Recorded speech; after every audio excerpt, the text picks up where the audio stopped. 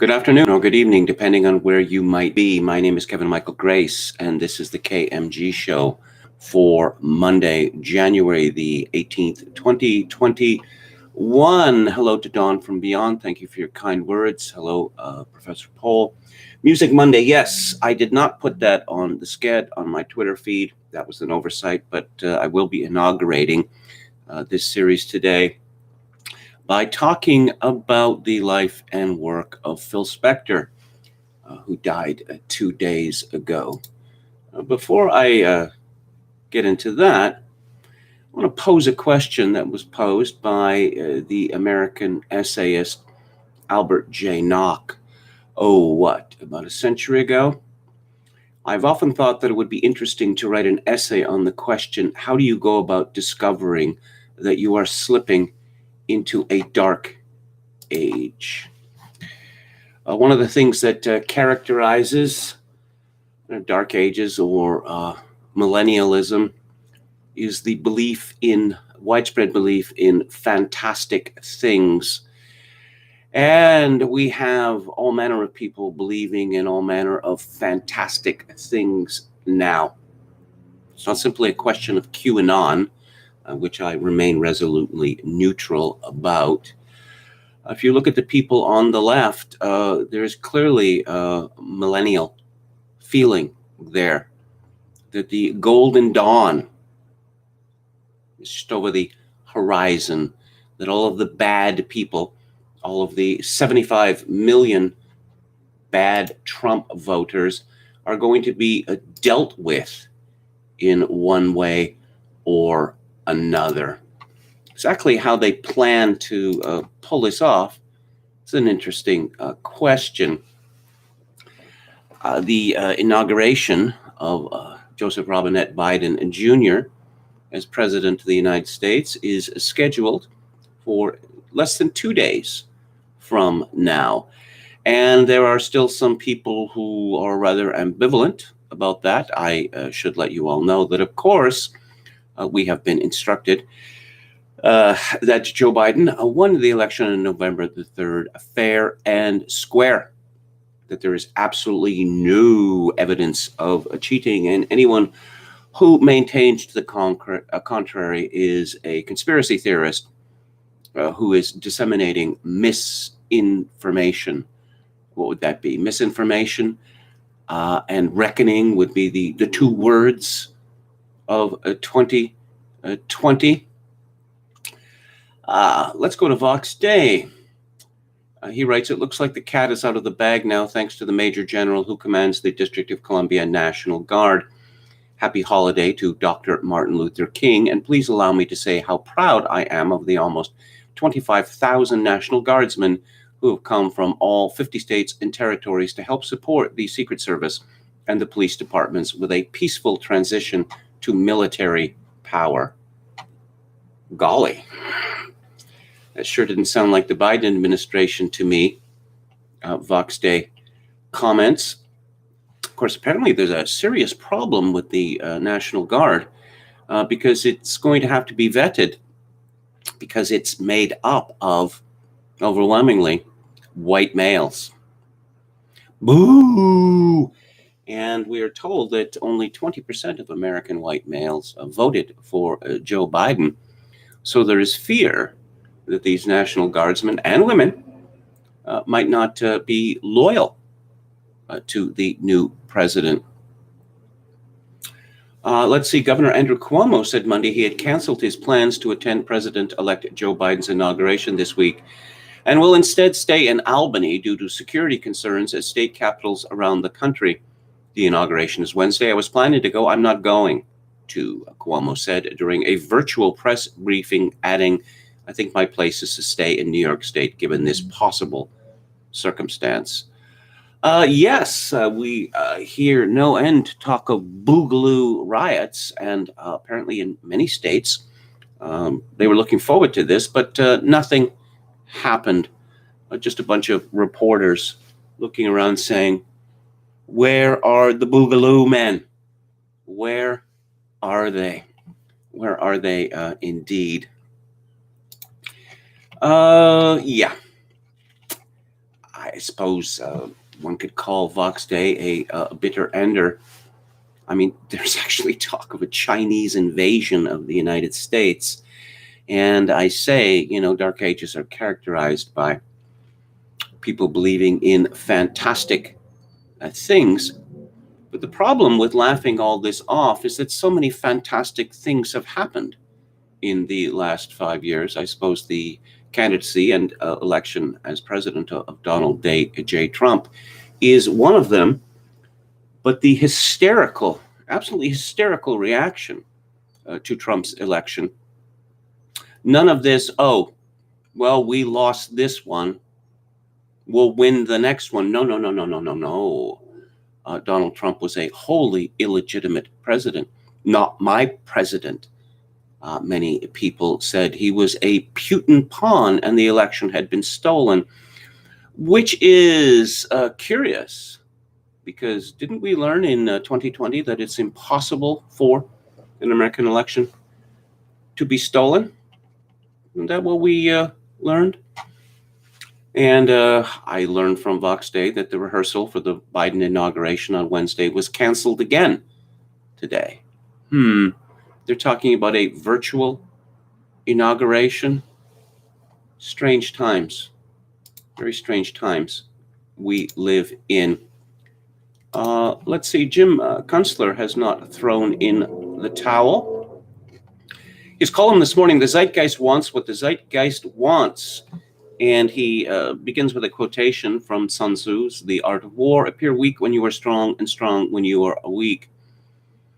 Is the USA about to be canceled? The nation's irresolvable affairs festered in an ominous globe of silence through the weekend as the Potemkin inauguration of Joe Biden loomed just days ahead. With actual news scant, rumor frizzled through America's neural network like political neuralgia, prompting little gleeps of pain in both the red and blue camps. Were those 30,000-something troops in Washington, D.C., posted to fend off an attack of white supremacists? What was the strange military aircraft traffic from Rome, Italy, to Oklahoma City about? How come Veep Mike Pence went to Fort Drum, home of the Army's fabled 10th Mountain Division in wintry upstate New York? Kunstler continues, the hypothetical Biden administration is shaping up to be something like a 4-year-long seance, a conjuring of apparitions wailing out talking points in a darkened room. The actual location of the inaugural event remains a mystery, or even if it will be an event, maybe just a pre-recorded video concoction of Biden's greatest hits of 2020. Check and see if he's wearing the same necktie from beginning to end. If a hologram is inaugurated, does that make the landmass between Montauk and Santa Barbara a post-structural figment? The president-elect made an ectoplasmic appearance Sunday talking up science, the Democrats' mental life preserver, and then shuffled off stage in an apparent fog of confusion as the Ritalin wore off. He'll be great in the war room, I'm sure. The mystery surrounding DNI John Ratcliffe's long overdue report on foreign interference in the election cleared up only a little with the release of a letter sent January 8th to the Senate Intelligence Committee. In it, citing a side report from Intel Community Ombudsman Barry Zulauf, Ratcliffe refers to, quote, undue pressure being brought to bear, unquote, on analysts by CIA management to craft their conclusions according to political loyalties. In other words, once again, the CIA appears to be playing games with the American people and can't be trusted. Isn't that reassuring? Meanwhile, the New York Times, CNN, and MSNBC have turned into a nonstop gloat fest, anticipating the punishments to be dished out by progressive wokesterdom against anyone who ever entertained a thought or uttered the phrase, and I'm not going to repeat the phrase, but I think you know what I'm going to say. They can kiss their livelihoods goodbye. Their college degrees will be revoked by such bastions of free thinking as Harvard. Their websites will be liquidated. Senators and congresspersons must be thrown out of their seats. They'll be reduced to squatting on filthy blankets at the entrance of the Walmart begging for spare change, or hauled off to re-education camps where NPR lawyers with riding crops preside over their therapeutic struggle sessions, beating the wrong think out of their hides. For Democrats, vengeance is a dish to be served piping hot. First up, the Dems' promise will be an executive order granting amnesty to an estimated 11 million illegal immigrants, along with Democratic Party registration cards to buffer up the voter rolls for elections yet to come forevermore, with a caravan of additional thousands from Honduras conveniently heading north to the U.S. border just as the Biden team has announced they intend to ease the rules for claiming asylum. That will surely be welcome news to the millions of Americans whose jobs, livelihoods, and businesses have been destroyed by COVID-19 lockdowns. And I will point out that Peter Turchin, who predicted the violence of 2020 and 2021, speaks again and again about the concept of immiseration. There's no question that in a Biden administration, the middle class, or particularly the lower middle class, is going to get it in the neck, and the super rich will become ever super richer. How Biden and his coterie believes that this is going to ease tensions in America and bring about this much fabled unity is an interesting question. Kunstler continues, on one of the fellow who remains president for hours now measured in mere double digits, that'd be Trump. Is he simply moping around the Oval Office on a heap of my pillows as the end nears, awaiting the punishments promised by every George Soros-backed DA in the land and their lawfare allies inside the Beltway? That would be unlike the man. You could sure make the case that whoever is president after Wednesday noon is likely to drown under a world-beating tsunami of financial and economic woes. Why not just pass that old baton to holographic Joe? Let him flail and flounder in the foamy slop of radical discontinuity. Well, for one reason, it would be less than patriotic to leave one's country to a hologram, especially leaderless and enthralled to sinister forces with other than the national interest in mind, that is, the citizens' interest. And he goes on to speculation, Kunstler does, about possible events, which I'm not going to repeat for an obvious reason. About more on impossible things. According to the Washington Post, Cristina Beltran is an associate professor of social and cultural analysis at New York University. She is the author most recently of Cruelty of Citizenship, How Migrant Suffering Sustains White Democracy. Does Professor Beltran actually believe this? What exactly is white democracy, by the way? Her piece in the Post is entitled, To Understand Trump's Support, We Must Think in Terms of Multiracial Whiteness. Yes, that's right. Of course, Joe Biden himself alluded to this when he said to a black radio host during his campaign, or his putative campaign, that if you aren't voting for me, you ain't black. She begins, the Trump administration's anti-immigration, anti-civil rights stance has made it easy to classify the president's loyalists as a homogenous mob of white nationalists. But take a look at the FBI's posters showing people wanted in the insurrectionist assault on the U.S. Capitol. Among the many white faces are a few that are clearly Latino or African American. Yes, we're hearing so much about this insurrection and this coup. Okay, so the Capitol building was stormed by a group of people who, strangely enough, were let in to the Capitol. But there was no attempt to seize the Capitol. If there had been an attempt to seize the Capitol, then these people would have brought guns and ammunition sufficient to withstand a siege, and there was none of that. But back to Professor Beltran. Such diversity highlights the fact that President Trump's share of the Latino vote in November actually rose over 2016, notwithstanding years of incendiary rhetoric targeting Mexicans and other Latino communities. Yes, Trump's voters and his mob are disproportionately white, but one of the more unsettling exit poll data points of the 2020 election was that a quarter to a third of Latino voters voted to re-elect Trump. And while the vast majority of Latinos and an overwhelming majority of African American voters supported the Biden-Harris ticket and were crucial to its success, many Black and brown voters have family and friends who fervently back the MAGA policy agenda, including its delusions and conspiracy theories. One of the organizers of the Stop the Steal movement is Ali Alexander, a Trump supporter who identifies as Black and Arab.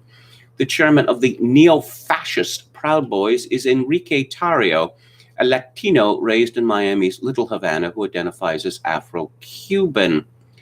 What are we to make of Tarrio and more broadly of Latino voters inspired by Trump? And what are we to make of unmistakably white mob violence that also includes non-white participants? I call this phenomenon multiracial whiteness, the promise that they too can lay claim to the politics of aggression, exclusion, and domination. Isn't that what Black Lives Matter is for? But no, we can't discuss Black Lives Matter in the context of January 6th because to speak of violence with regard to Black Lives Matter is a blood libel. Yes, there was violence at Black Lives Matter's protest. In fact, several American cities were burned for several days, but these, of course, were mostly peaceful protests, and the violence was completely incidental, or so we are told. Professor Beltran continues, before Trump, conservatives seeking to appeal to Latinos typically embrace the politics of conservative multiculturalism. Politicians such as George W. Bush reached out to Latino voters by showing a familiarity with their language and history, emphasizing the values of diversity and inclusion, depicting Latinos as a distinct and valuable part of America's democratic mosaic. Conservative multiculturalism connected Latino culture to Republican values, emphasizing conservative approaches to faith, patriotism, and the traditional family. Trump, by contrast, knows nothing of the history of Latinos in the United States. How would she know this? And rarely even pretends to find value in Latinos' distinct identities. Rather than offering his non-white voters recognition, Trump has offered them multiracial whiteness. This is a neo-Marxist view that we are getting from Professor Beltran, that any Latinos and horror of horror Blacks who supported Donald Trump are guilty of false consciousness. That is to say, they are not really Latino and not really white. As she continues, rooted in America's ugly history of white supremacy, indigenous dispossession, and anti-Blackness, multiracial whiteness is an ideology invested in the unequal distribution of land, wealth, power, and privilege, a form of hierarchy in which the standing of one section of the population is premised on the debasement of others. Multiracial whiteness reflects an understanding of whiteness as a political color and not simply a racial identity, and a discriminatory worldview in which feelings of freedom and belonging are produced through the persecution and dehumanization of others. Poor white people, are they much involved in the persecution and dehumanization of others? It seems to me that they are the people who are suffering persecution and dehumanization. And I think that Professor Beltran should be rather careful, because if we are going to get seriously into a racial or tribal analysis of who is most wealthy and most powerful in America, that could get ugly in a real hurry. She continues, multiracial whiteness promises Latino Trump supporters freedom from the politics of diversity and recognition. For voters who see the very act of acknowledging one's racial identity as itself racist, the politics of multiracial whiteness reinforces their desired approach to colorblind individualism. In the politics of multiracial whiteness, anyone can join the MAGA movement and engage in the wild freedom of unbridled rage and conspiracy theories. Multiracial whiteness offers citizens of every background the freedom to call Muslims terrorists, demand that undocumented immigrants be rounded up and deported, deride BLM as a movement of thugs and criminals, and accuse Democrats of being blood-drinking pedophiles. Here, the politics of exclusion, violence, and demonization are available to all. If you want to speak Spanish and celebrate a quinceañera in your family, go ahead. If you want to be a Proud Boy, be a Proud Boy. Trump doesn't care. As long as you love him, he'll love you. Oh, there's something wrong with that? Apparently, generally, that's how most politicians work. That's certainly how Joe Biden works. I'm reminded that in all of this talk of white supremacy, white nationalism, systemic whiteness and now multiracial whiteness. Ron Unz suggested a couple of years ago that if you were to replace any of these terms with magic or witchcraft, it would work just as well. Because Professor Beltran is another convert to the idea that whiteness is literally magic. Now, remember, we're talking about people believing fantastic things. She continues, America's racial divide is not simply between whites and non-whites. Thinking in terms of multiracial whiteness helps us to recognize that much of today's political rift is a division between those who are drawn to and remain invested in a politics of whiteness and those who seek something better. Thomas Sanz wrote years ago that in the animal world, the rule is kill or be killed. In the human world, the rule is define or be defined. And what Professor Beltran is doing is defining people who are Latino or Black as non-Latino or non-Black if they suffer from this false consciousness. She concludes, we witnessed this very divide in Georgia, where a significant segment of white voters broke with Georgia's white majority, joining a multiracial coalition that sent Raphael Warnock and John Ossoff to the U.S. Senate following the leadership of Black women, whose organizing made that electoral victory possible. This is the hopeful side of the shifting and diverging politics of whiteness. In the post-Trump era, the challenge will be to prevail over the extremism of Trump's white majority while trying to prevent the politics of whiteness from becoming an increasingly multiracial affair. I thought that multiculturalism, multiracialism were good things. No, apparently they are not. And this piece, this remarkable piece by Professor Christina Beltran, is yet another example of the demonization of white people in America and an attempt to make them racial kulaks. Well, let's see how that turns out. Before we move on, let's go to the chat and see what is happening there. It's just another Music Monday, says Anne Run. Bangles reference. I was quite fond of the Bangles, actually. They're all good-looking women, all four of them. And I thought they were good players and singers as well. Oh, John S. says, I think Vox is making a buck off the Q-tard contingent. He's got a comic line about Q. Palcasso 88 says, I read somewhere that the National Guardsmen don't have live ammo. KMG should do a show on Steely Dan.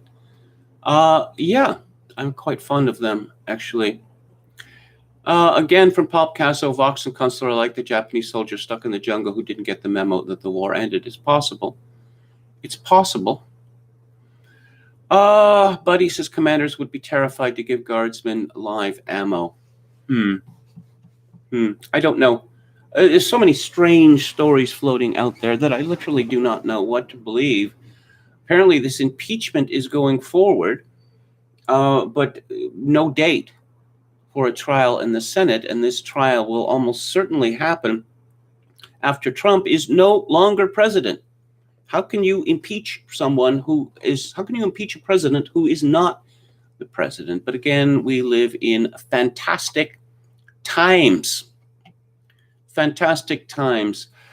I couldn't believe how fat and out of shape some of the guardsmen are. Well, maybe you've seen the viral video of them, doing the Macarena? What was it, in Washington, D.C.? Shameful, shameful, shameful stuff.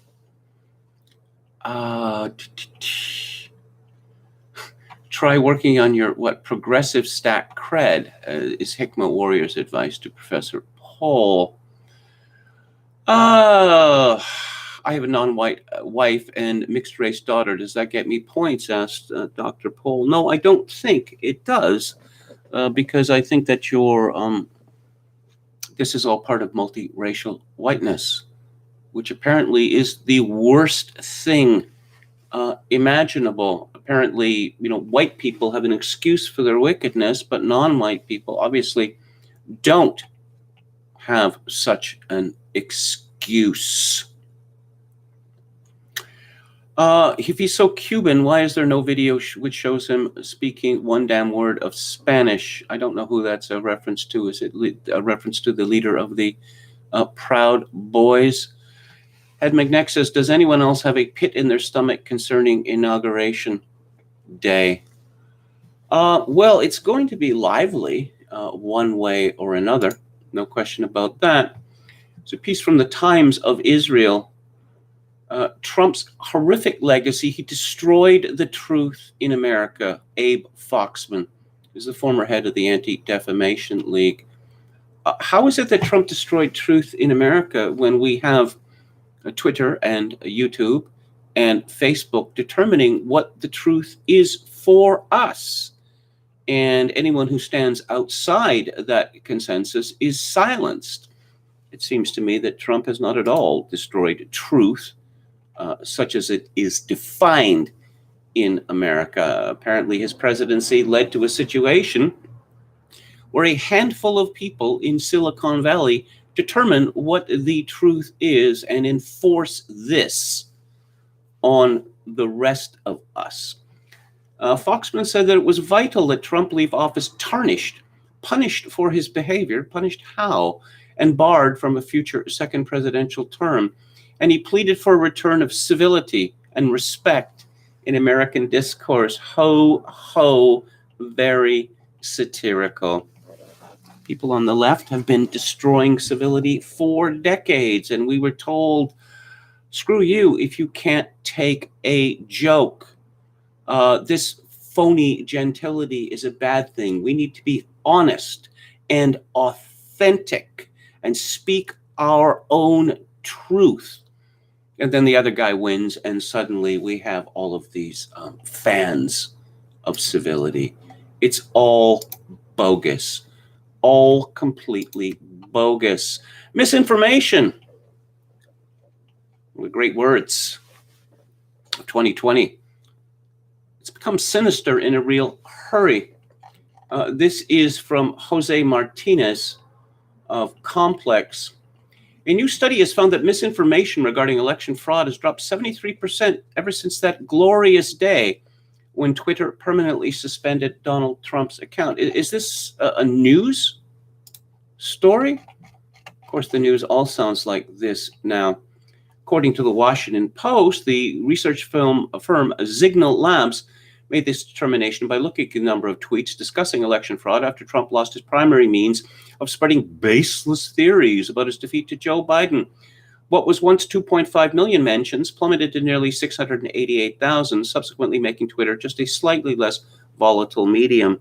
So let's ban the President of the United States, literally ban the President of the United States, and ban a whole host of his supporters, and send the message out that we don't want you, deplorable people, on our platforms anymore. And guess what? They leave. My own Twitter numbers continue to plummet, increasingly not so much because the people who are following me have been suspended, but because they have voluntarily left Twitter. Faith Goldie said that she was out a few days ago because Twitter was no longer fun. Twitter's decision to quiet Trump has received considerable pushback. German Chancellor Angela Merkel, who's never been a fan of Trump, called the move problematic and warns that doing so could run the risk of further incitement of violence. Mexican President Andrés Manuel López Obrador vows to bring up the issue of social media censorship when he meets with other world leaders. Trump's absence has already impacted Twitter's bottom line, with the company reporting a 7% drop in shares. Analysts suspect his cult-like following could cut ties with the site if Trump is no longer allowed to ever use the platform again. Well, this has obviously happened. Cult-like following. Who was the president of the United States before Donald J. Trump? Well, that would be Barack Hussein Obama II, who was ushered into office in a hysterical wave of cult-like following. We all remember the posters: hope, change, even obey. A rather Soviet-looking they were, but since he was, I don't know, the second coming or some such, then that was a good thing. The story from Gateway Pundit about D.N.I. Ratcliffe's report and what the Epoch Times has to say about it. There's something happening in Canada you might find interesting, that there's an organized campaign to ban the Epoch Times from delivery by Canada Post. And it obviously is an organized campaign. And this is just one indication of how powerful the Chinese Communist Party has become in my country. I don't hold any brief for Epoch Times. Their advocacy of their own practices, it strikes me as witchcraft. But of course, feng shui is very explicitly witchcraft, and lots of hipsters in the West seem to be big fans of feng shui. The Epoch Times is very much anti-Chinese Communist Party because of the persecution of the followers of their spiritual practices in China. But no. Russia is the bad country. China is the good country. It's progressive. Again, I don't know whether these people who are standing, as the kids like to say, for the CCP actually believe this, or whether they are simply being arbitrary, or whether they have been suborned in some way. Probably a combination. Again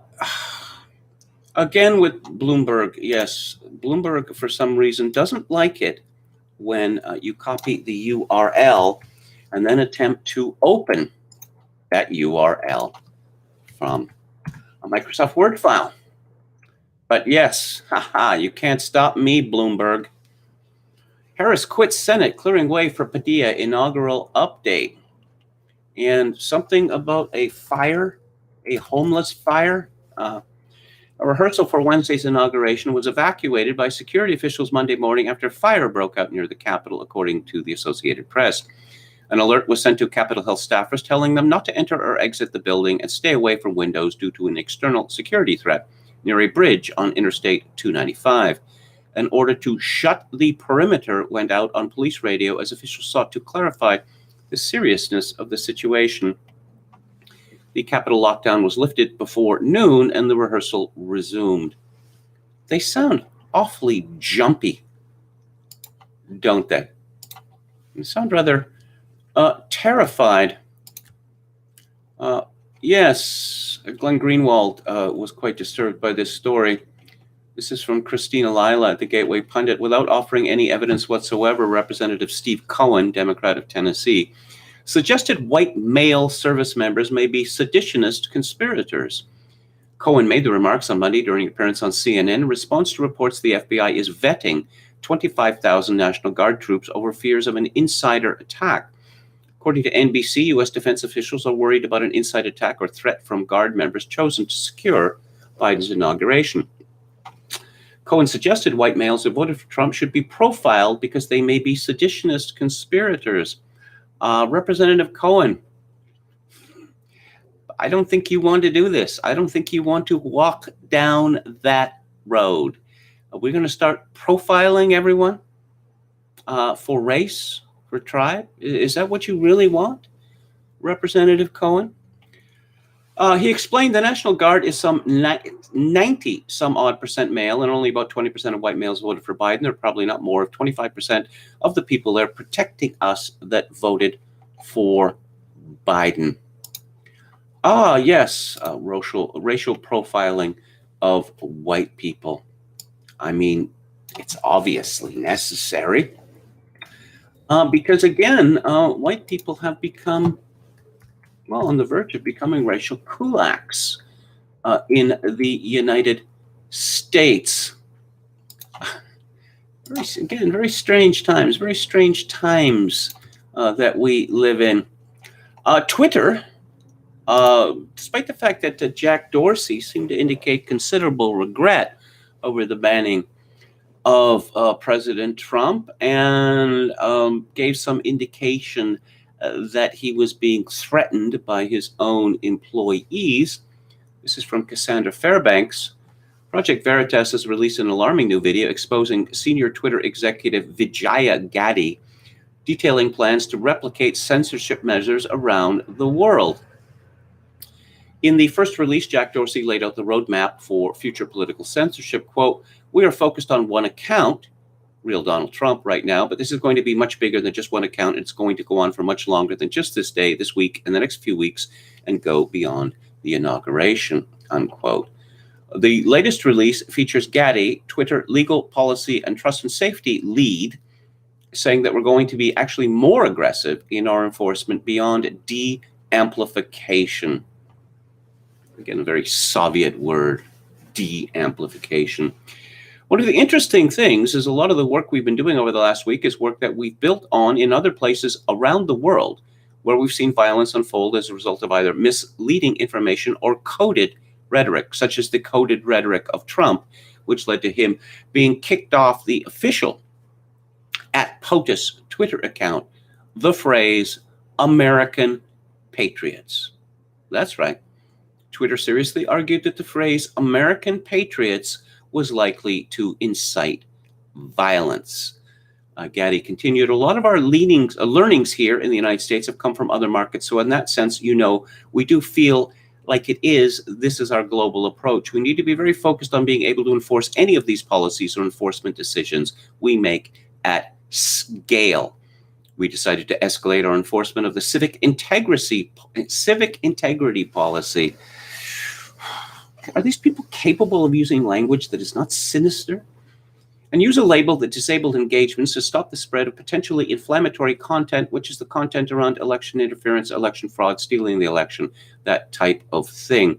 Meanwhile, global threats against white people in the United States and elsewhere are perfectly acceptable to Twitter. But yes, I don't really know. I mean, I'm quite honestly at a loss to understand how the people who are taking power in Washington believe that they can unify the country when they are openly stating that 75 million Americans are, to use the language of Don Lemon of CNN, Nazis and KKK supporters. This is from Ace of Spades. CNN guest cheering on censorship this morning. Quote, "We have to turn down the capability of these conservative influencers to reach these large audiences.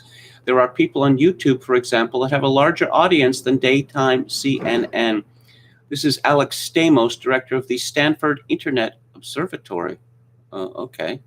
Internet Observatory. Yes, let's destroy the competition. Let's make the competition illegal. They're openly saying it. Ace, or is this HCBD, says the left is not rational. They are not logical. They do not base their political philosophy on anything resembling the thinking skills developed over 2,500 years by the West. It is dangerous to assume, even for a split second, that they base their actions on anything other than raw emotion of class divisions and racial hatred and ethnic animosity and quite simply jealousy of everyone. Yeah. You can't argue with crazy people. It can't be done. And that is certainly one reason why this unity of which they're speaking, which they don't want anyway. They don't want unity. They want a war against the kulaks. Quite simply, an ending war. Let's look at the American Thinker. I don't want to do that. I don't want to go there. Let's see if there's anything interesting at Citizen Free Press. Katie Couric wants in on the purge. Here's a funny story about Katie Couric, that she is so small that when she was the host of the Today Show, or one of the hosts of the Today Show, she had to be lifted into her chair. Very amusing. Here is Katie Couric speaking with Bill Maher. And the question is, how are we going to really almost deprogram these people who have signed up for the cult of Trump? It is so shocking. Not only are they not conceding, Bill, but there's thoughts that might have been some collusion among members of Congress. Some are refusing to go through magnetometers, or whatever you call them, to check for weapons. Garth Brooks.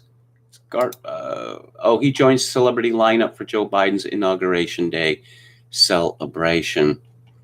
Who else did they have there? Lady Gaga, Jennifer Lopez, Justin Timberlake, Demi Lovato. Seriously? John Bon Jovi, Aunt Clemens, and Tom Hanks. The knock on the Republicans is that whatever celebrity figures they dredge up are well past their sell-by date. John Bon Jovi? I don't know who Aunt Clemens is. Jennifer Lopez? What does she do exactly? She used to appear in movies. Does she do that anymore? There's always been some question about whether she has ever sung on her records.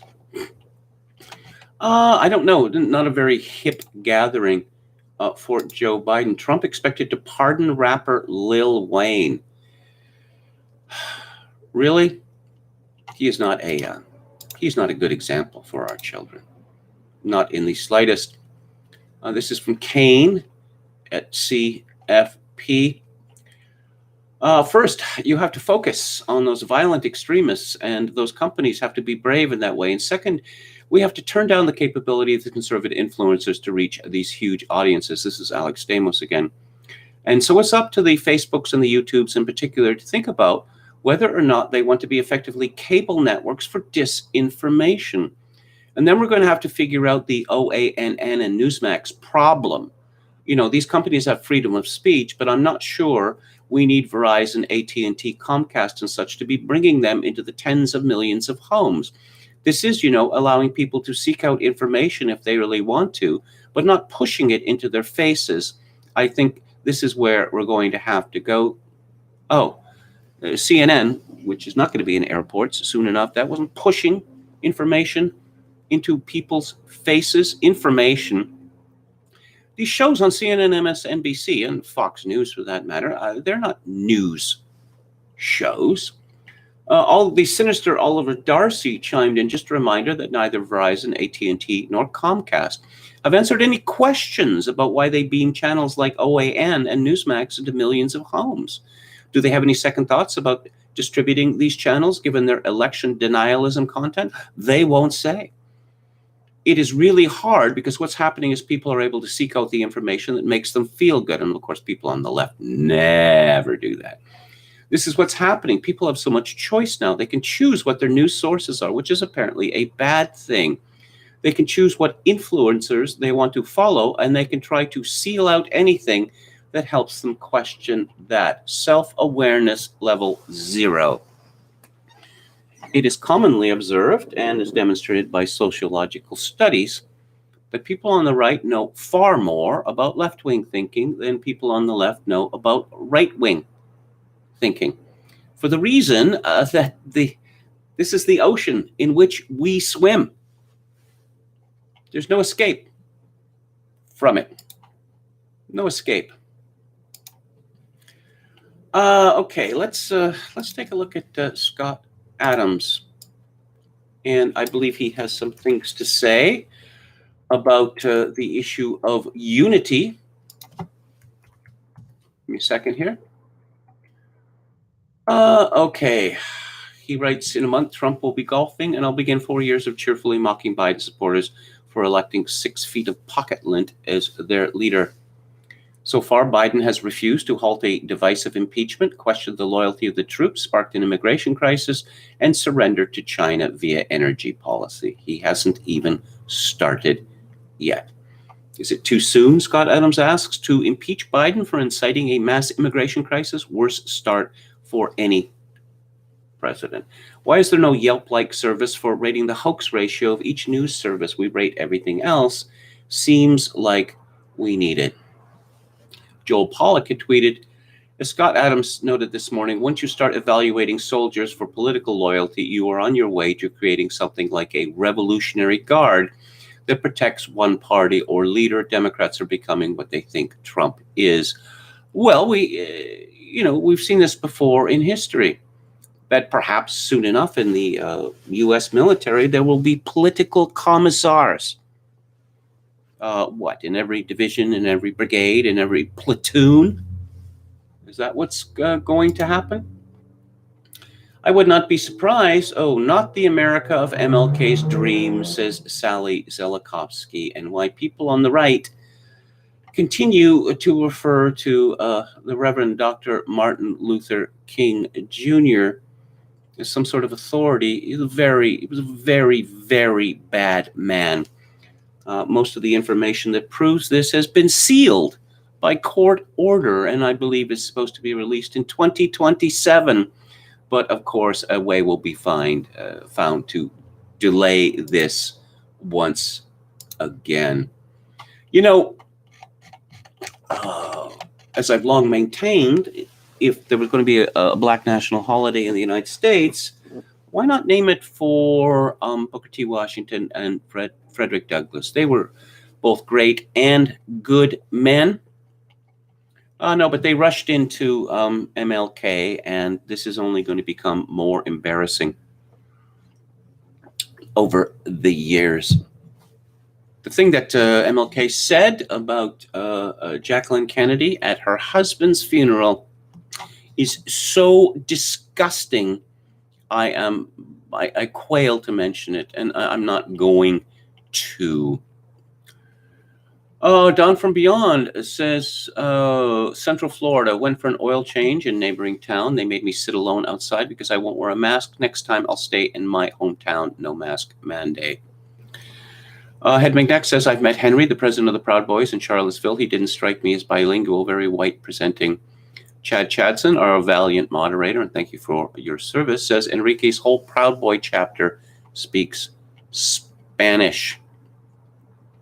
There have been Latinos in the United States for a very long time. The oldest permanent settlement in the United States is a Spanish foundation. So one would think that there are an awful lot of Latino people would speak English. Again, from Don from Beyond, Florida, much better than most states, however. Some counties have mask mandates, as well as some cities, towns. And then we have corporate places, which, of course, have more power than government now.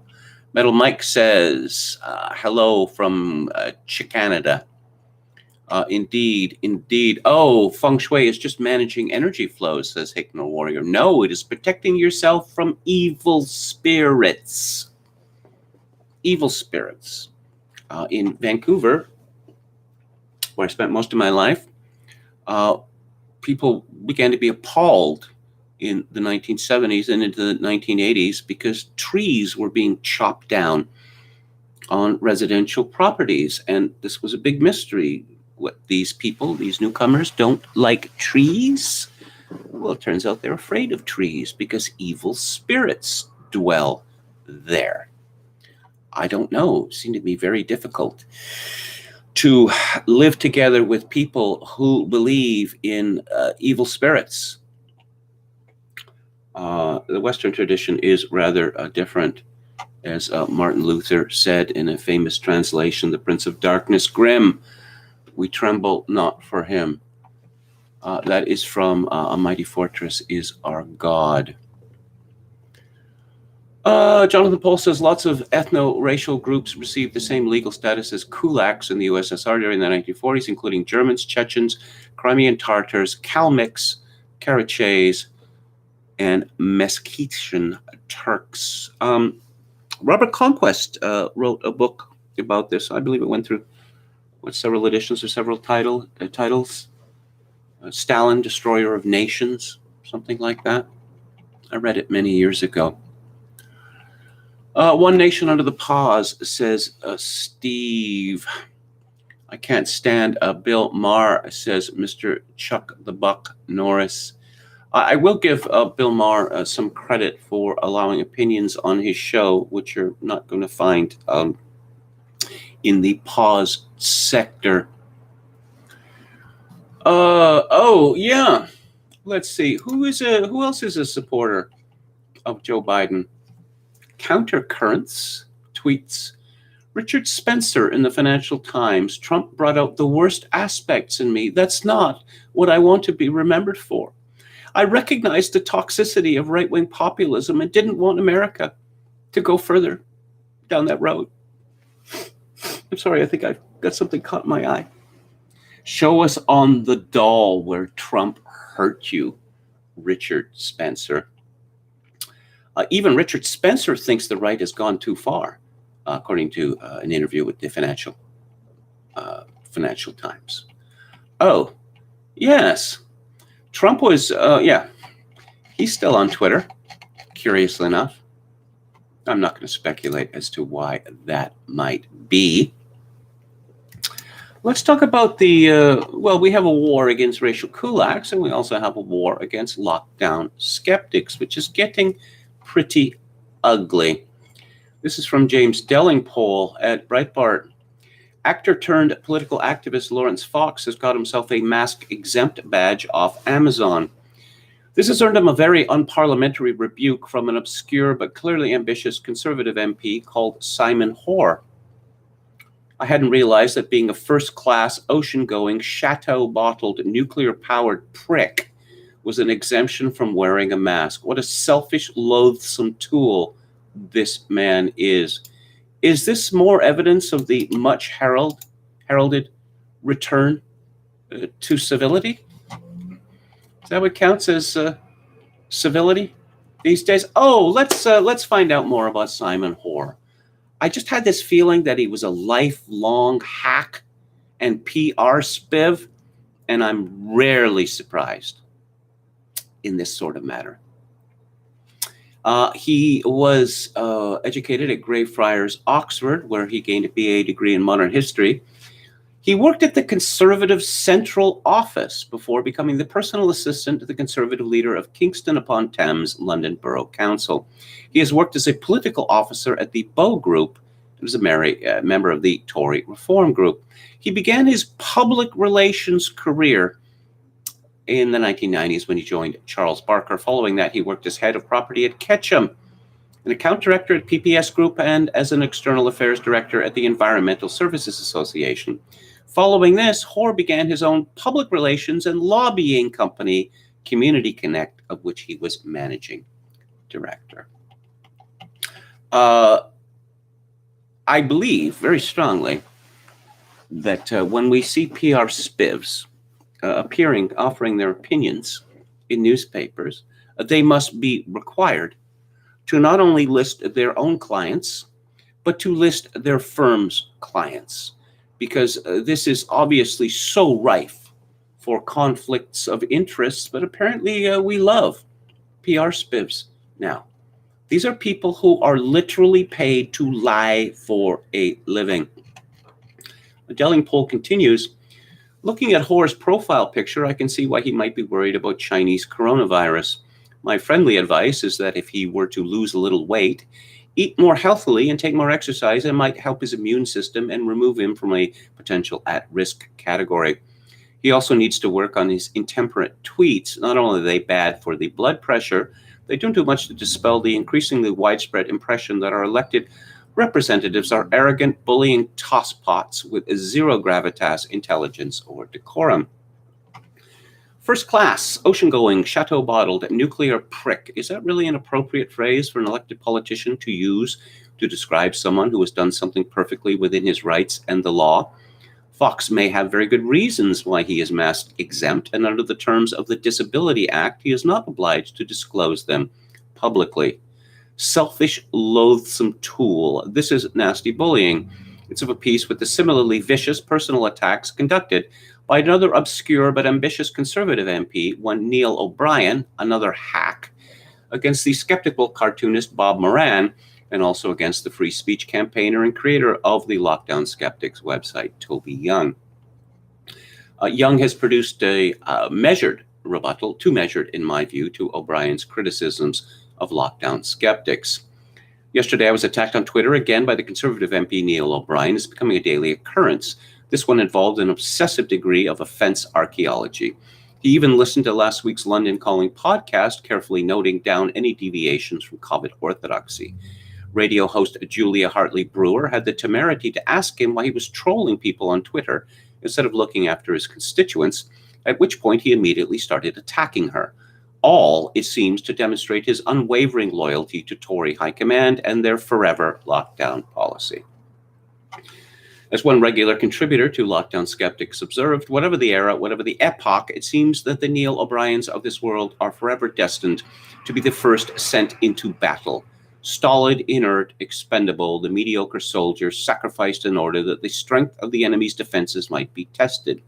If he had been at Ypres in 1914, you'd have put money on him being the private who'd have been ordered to stick his head up above the trench line just so the commanding officer could get a sense of where the enemy fire was going to come from. He'd have done it eagerly too, with real patriotic fervor.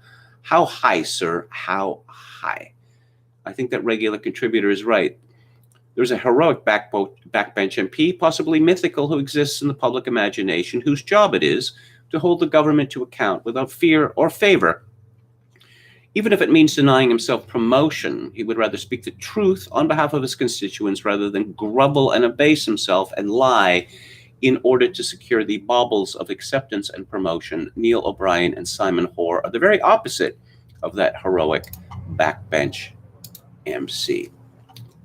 Oh, from Australia, where it appears the Australia Open tennis tournament has gone all J.G. Ballard. Novak Djokovic issues extraordinary list of demands for 72 players forced into hard quarantine, including moving stars to private houses with tennis courts as Australian Open descends into chaos.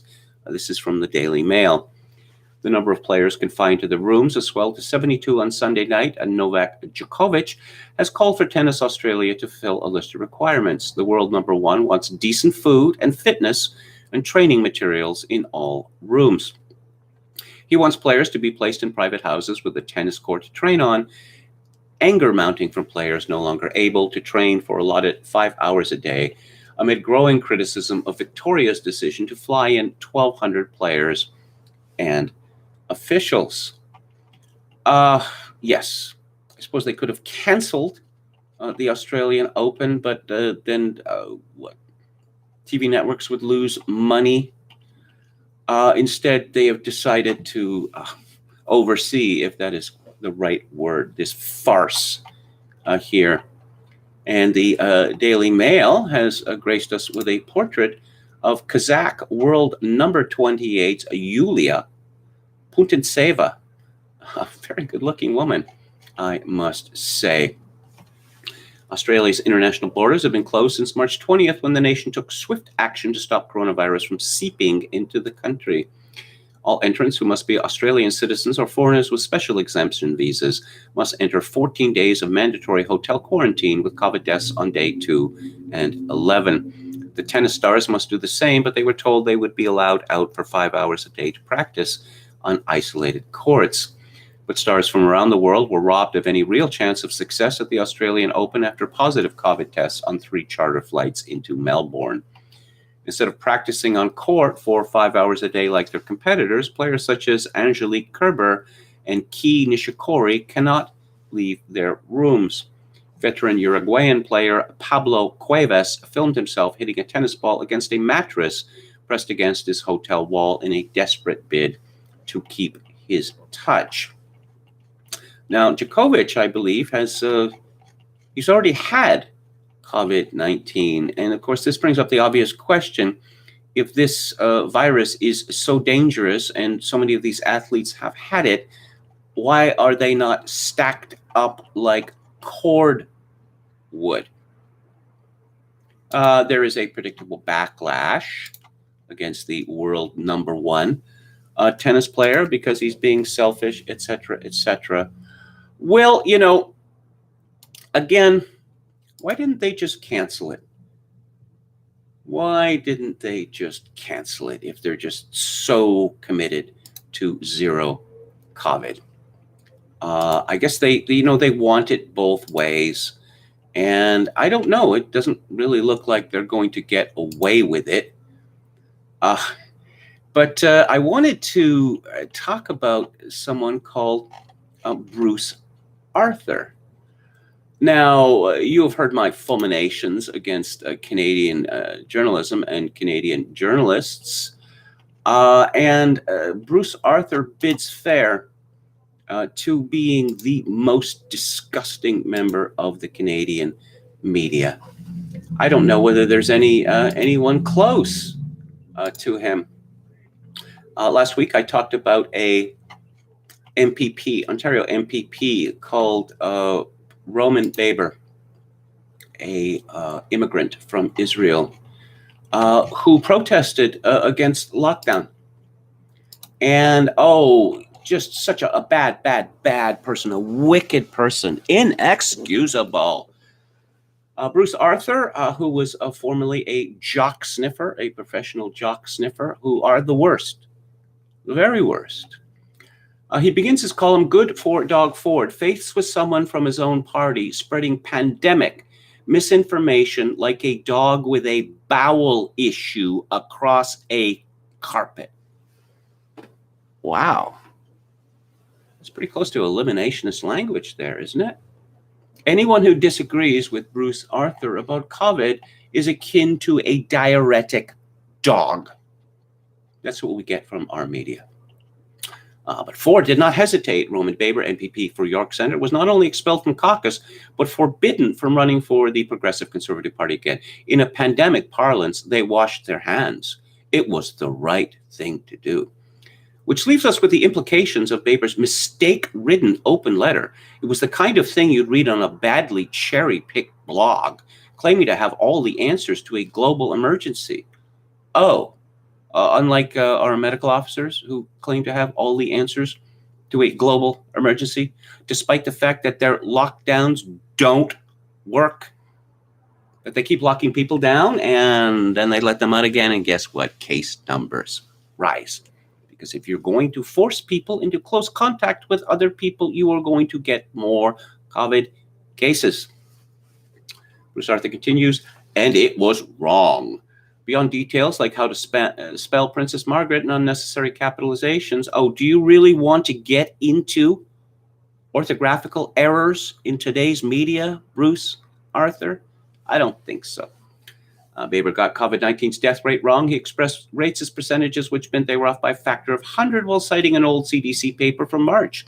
He also misrepresented them. For a would-be paradigm changer, who uses a phrase like a paradigm changer? Only a bad person, a pisser de copy, as Muriel Spark would say. The province's independent science lab spelled out the danger to ICUs last week, and Baber both misrepresented those dangers and the accuracy of recent modeling regarding ICUs. He dared doubt the black boxes. I think that all I can really add is that Roman was berating me how it's just the flu and telephone calls in April, said, who is this Fissman character, David Fissman of the University of Toronto. So naturally, Baber is being lauded by the kind of people who say they will enact citizens' arrests of the mayor of St. Catharines, or who attend anti-mask rallies, or who harass local public health officials. No, obviously it's very wrong to harass public health officials, but there's never a consideration from the Bruce Arthurs of the world that people's lives are being destroyed. People's lives are being destroyed by these lockdowns, by the panic and the hysteria. Yes. The idea that once the elderly are protected, we can go back to normal in some kind of fictitious Great Barrington Declaration style bargain is tempting if you don't do the math. Oh, they're all so keen on math. One of the points that Baber was made was the people who are dying because apparently COVID-19 is the only disease that counts now. Strangely, none of this appears in Bruce Arthur's column. I wonder why. I wonder why. Let's go back to the chat. Steve says, pardon, more rappers and secure 0.004% of the black vote. Assange, Lil Wayne, said Chocokin 666. Well, I don't know much about Lil Wayne, except that he is terrifying to behold, and that he seems to have a great fondness for methamphetamine. But Julian Assange should definitely be pardoned. Anrun says it would eventually come down to don't like it, build your own planet with these people. Vaccine is the new communications wafer, says Pearl's letting agency. I will be getting back to you soon. PLA. Okay. Speaking of J.G. Ballard, I watched High Rise the other night. What a horrible movie, says Palpicasso 88. Any Lovecraft fans here, says Hikmah Warrior. Jonathan Pohl says, best economist for good writing is Malthus. He is the Edgar Allan Poe of economists. Yes, we're all supposed to hate Malthus now, but I suspect, and COVID-19 is going to have a part in this, that Africa is facing a Malthusian die-off sooner rather than later. We destroyed agriculture in Africa. I guess this started with Bob Geldof and Live Aid, that people are not going to grow food. You are not going to have farmers in a place where food is available for free, because nothing beats free. Ashley Bravo says, have you heard of famous Mexican actress Patti Navidad being banned on Twitter for questioning the virus vaccine? No, I have not. Oh, posthumous pardons for rappers, says PLA. That's a good one. Okay, Ashi Bravo. There's already massive caravans of Central American migrants moving towards USA in anticipation of the new presidential regime. Look at this story. You want to talk about misinformation? We're supposed to believe that 3-year-olds are walking on foot with their mothers 1,200 miles. No, sorry, never happen. The U.S. media attempted to make stars of these caravanners the first time around, and the story that they told was so obvious, weapons-grade polonium, but we're supposed to just take it all in. Tom Anderson's KMG, are the lockdowns ever going to end? Seems like they'll be continued on indefinitely into the future at this point. Well, it's already been suggested in several places that it'll have to start up again regardless of the vaccine next winter. Because, well, flu season, cold and flu season. Masks forever. We've heard of this, Okay, yes, weapons-grade colonialism is not my coinage. It comes from Futurama. Okay, more on... I'm sure many of you are bored to death of talking about COVID-19, but it has just become so intrusive in our lives.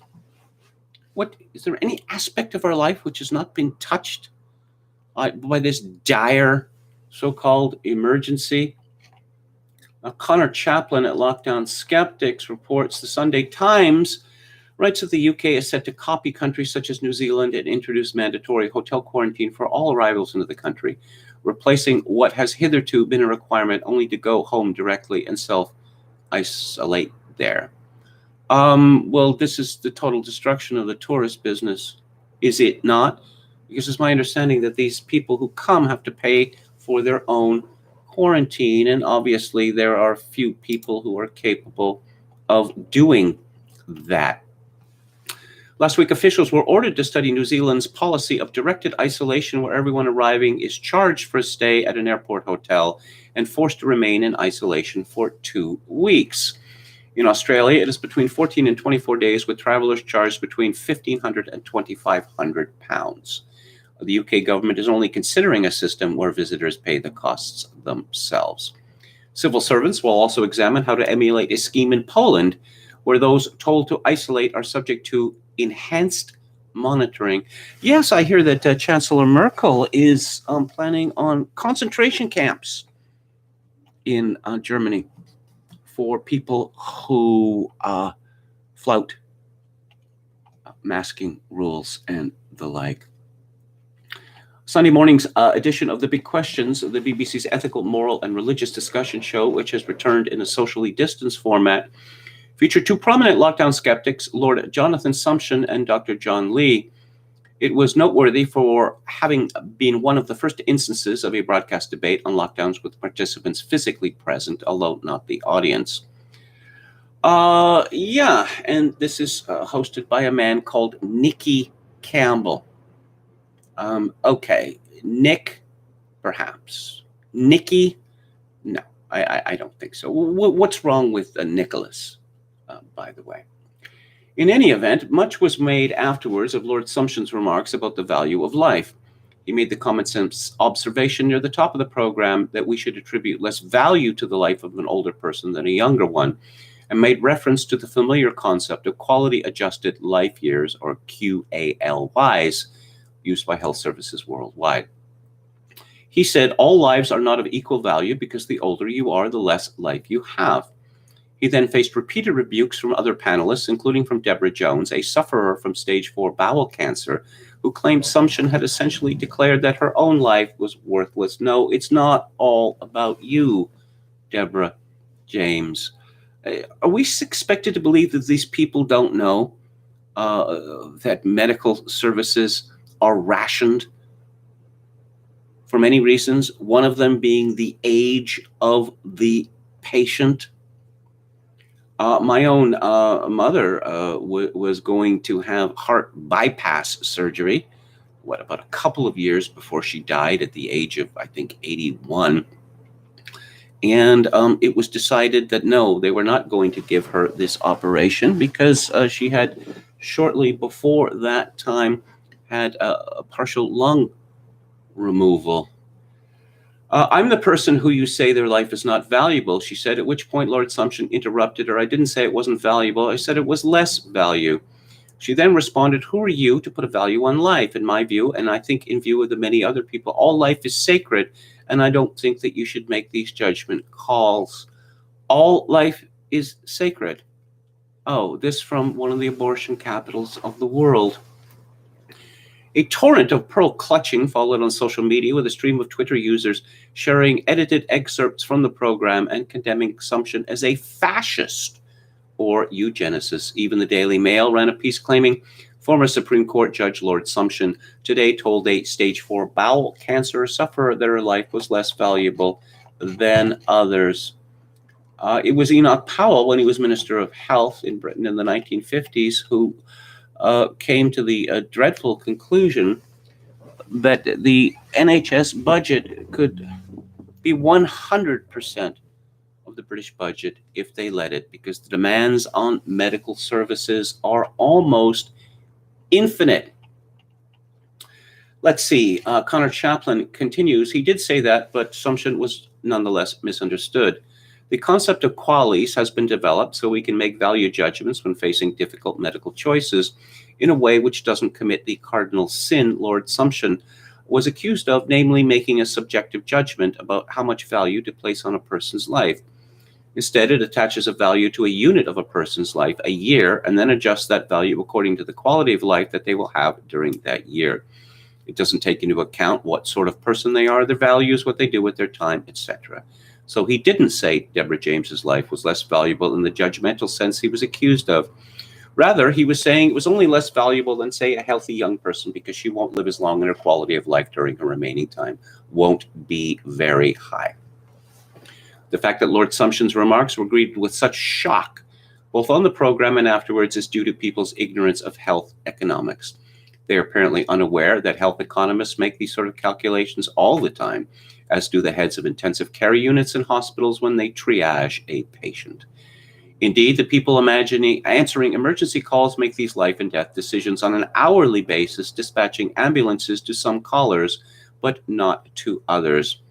As Dr. John Lee pointed out, not making these decisions is a luxury health economists don't have.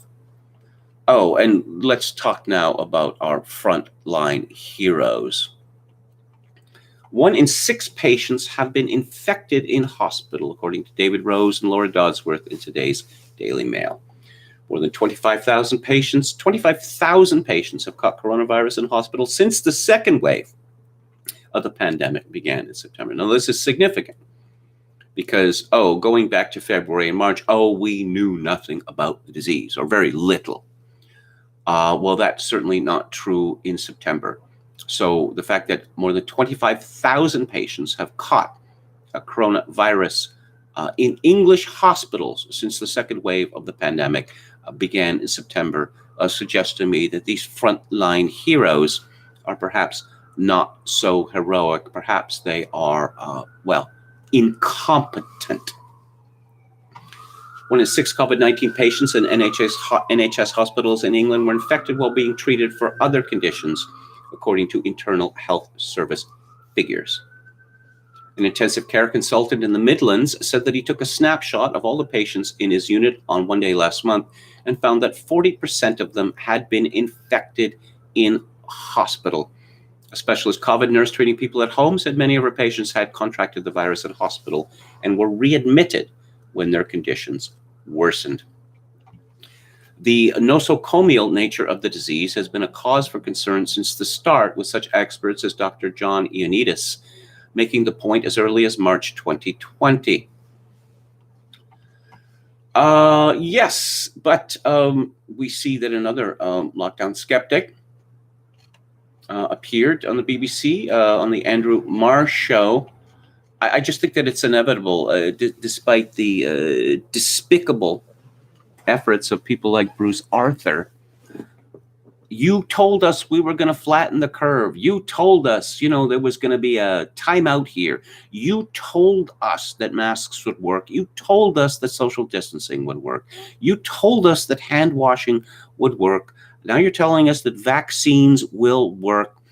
When are the lockdowns going to end? Because they are not doing any good. Again, from Lockdown Skeptics, yesterday we flagged up the Sunday Times article by Dr. Vanessa Moulton describing the huge increase in mental health issues she is witnessing among children in her clinic.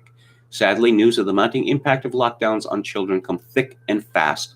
At the moment, the New York Times has a piece by Matt Richtel on the upward trend in children's screen addictions, which were already serious cause for concern among many experts before the COVID crisis. That's all we need. All you need is love? No. All we need are screens. Catholic Church has already decided that the Eucharist is not necessary, that they've closed down their churches. How many people do they think are going to come back after they eventually open them? According to the Sunday Times, the National Care Association has taken the unprecedented step of seeking a legal opinion on whether care home workers can be made to accept vaccination after thousands refused. Between 6 and 8% of the 1.5 million adult social care workforce in England are declining jabs, despite the number of coronavirus cases in care homes trebling in the past month, according to an industry reporting of uptake across the country. This is a fairly small proportion compared to the general population, with 92 to 94% declaring themselves willing to get the jab. It could be seen as a rather drastic approach to try to force 100% compliance. If successful, it may also set a worrying precedent for other employers considering a similar approach, the so-called no jab, no job policy. But there is an intersectional dimension to this. Premier Doug Ford of Ontario said a few days ago to the Black community that he has their back and he will always have their back Well, why does he need to have their back? What does this mean? Well, the fear that more black people are going to be, there's going to be a disproportionate number of black people arrested and or fined for breaking lockdown regulations. We saw a few months ago that the fearsome mayor of Chicago, Lori Lightfoot, was out on the streets in the inner city haranguing her fellow blacks about being outdoors, and they laughed at her. They laughed at her openly. Connor Chaplin writes, the government may have a challenge on its hands regarding the remarkable vaccine skepticism among ethnic minorities. Having been at pains to emphasize the higher risk forced on average by BAME people during the pandemic and after a year of heightened tension around Black Lives Matter and race issues, it's conceivable that a Tory government could find it politically unpalatable to be seen to move in the direction of direct or indirect coercion against the expressed will of 2/3 of the BAME, and that stands for, if memory serves, Black, is that Black, Asian, Middle Eastern? I believe so. I believe so. Yes, Ben Hawkins, a trainee lawyer with an interest in the philosophy of Ludwig Wittgenstein, writes, there's an excellent Mitchell and Webb sketch in which a pair of ministerial aides are reporting back to their minister on potential solutions for dealing with the recession. Raising VAT, cutting VAT, raising interest rates and VAT, lowering income tax and raising VAT. But despite their efforts, they haven't been able to land on anything. When their proposed measures are put through their computer models, none of them seems to work. Suddenly the minister interrupts. Have you tried kill all the poor? When the shocked aides protest, the minister replies, I'm not saying do it. I'm just saying run it through the computer, see if it would work. Whilst undoubtedly a broadside aimed at the austerity policies of the time, the sketch works as it highlights a feature of our moral reflexes that is often overlooked. For most moral agents with genuinely held moral beliefs, it is not enough to avoid doing wrong. To merely consider doing that wrong action feels like a moral transgression in and of itself. A serious moral agent, believing that killing people is wrong, would never consider running kill all the poor through the computer, as doing so would seemingly violate the principle of the sanctity of life in which the belief in not killing people upholds. As Robert Webb's character shrieks exasperatedly when asked why he won't just give it a go, because it's offensive and evil. Yes, once again, neither Hitler nor Stalin would have dared to do what our supposedly mild-mannered politicians have done. Oh, no, but the experts told us this was right. And if the experts say it, can't argue with that. You simply can't. Of course, there are all sorts of experts, and many experts are saying different things. Let's go to Alex Berenson. I have seen very little reporting on the safety and efficacy of these new viruses. Of course, the mRNA viruses are not viruses as traditionally understood. Berenson tweets, you got a message. I write you not expecting that you'll ever read this. I just wanted you to gain some perspective. I'm not trying to get into some medical scientific debate with you, as you're clearly more well-read in those areas. I write you as a grieving son who just lost his father. My dad was 68 years old, but not a frail old man in a nursing home, not a feeble man with oodles of comorbidities. My father died of COVID. 5 weeks ago, he was just fine after 37 days in the hospital, various iterations of oxygen supplementation, eventually intubation. My dad died, alone, scared, uncomfortable. To see you essentially make a mockery of this virus, both on Twitter and on the JRE, makes me both sad and furious. But that would be the Joe Rogan experience. But I guess it's true, unless it happens to you or someone you love, you really won't understand. I guess I really don't know what I hope you take from this message. Maybe try and have more sympathy. Berenson responds, I receive messages like this rarely, far more rarely than you might expect, given the reported coronavirus death toll. That said, we should never forget the virus can and does kill, and I hope the family members of its victims know I never intend to demean their suffering. My anger and sarcasm are directed at the media and public health bureaucrats and politicians who have forced useless and in many cases counterproductive measures on us in what looks more and more like a pure power grab, and I won't apologize for being angry now or ever. Telemachus had tweeted to Berenson, I remember in the late 1980s and early 1990s fearing that I had HIV or AIDS. The government and media said it was easy to get if I had straight sex without a condom. When I finally went to get tested, the nurse set me straight. Fauci was part of that too. Liars. Indeed, he was. He was also heavily involved in the campaign to give as many people possible the drug AZT, which killed every single person who took it. Fact-checked, true, Berenson tweets, based on trial data, VAERS reports, and lack of long-term evidence, the safety of mRNA vaccines is unclear. This would be true of any novel biological project that went bench to market in 10 months, except that these vaccines are the only product ever to do so. But the mRNA vaccines are different than all other biological products in another way. None of the others come with their own media cheering squads. Give me an M, give me an O, give me a D, give me an E. What's it spell? Executive stock sales. Oh, on the debut episode of her new afternoon news show, Martha McCallum has as a guest Alex Berenson, who says that masks have made absolutely zero difference. He responds, fact check, I'm wrong. They make a mess in parks and parking lots. They're everywhere. These discarded masks are everywhere. Let's talk about Sex in the City.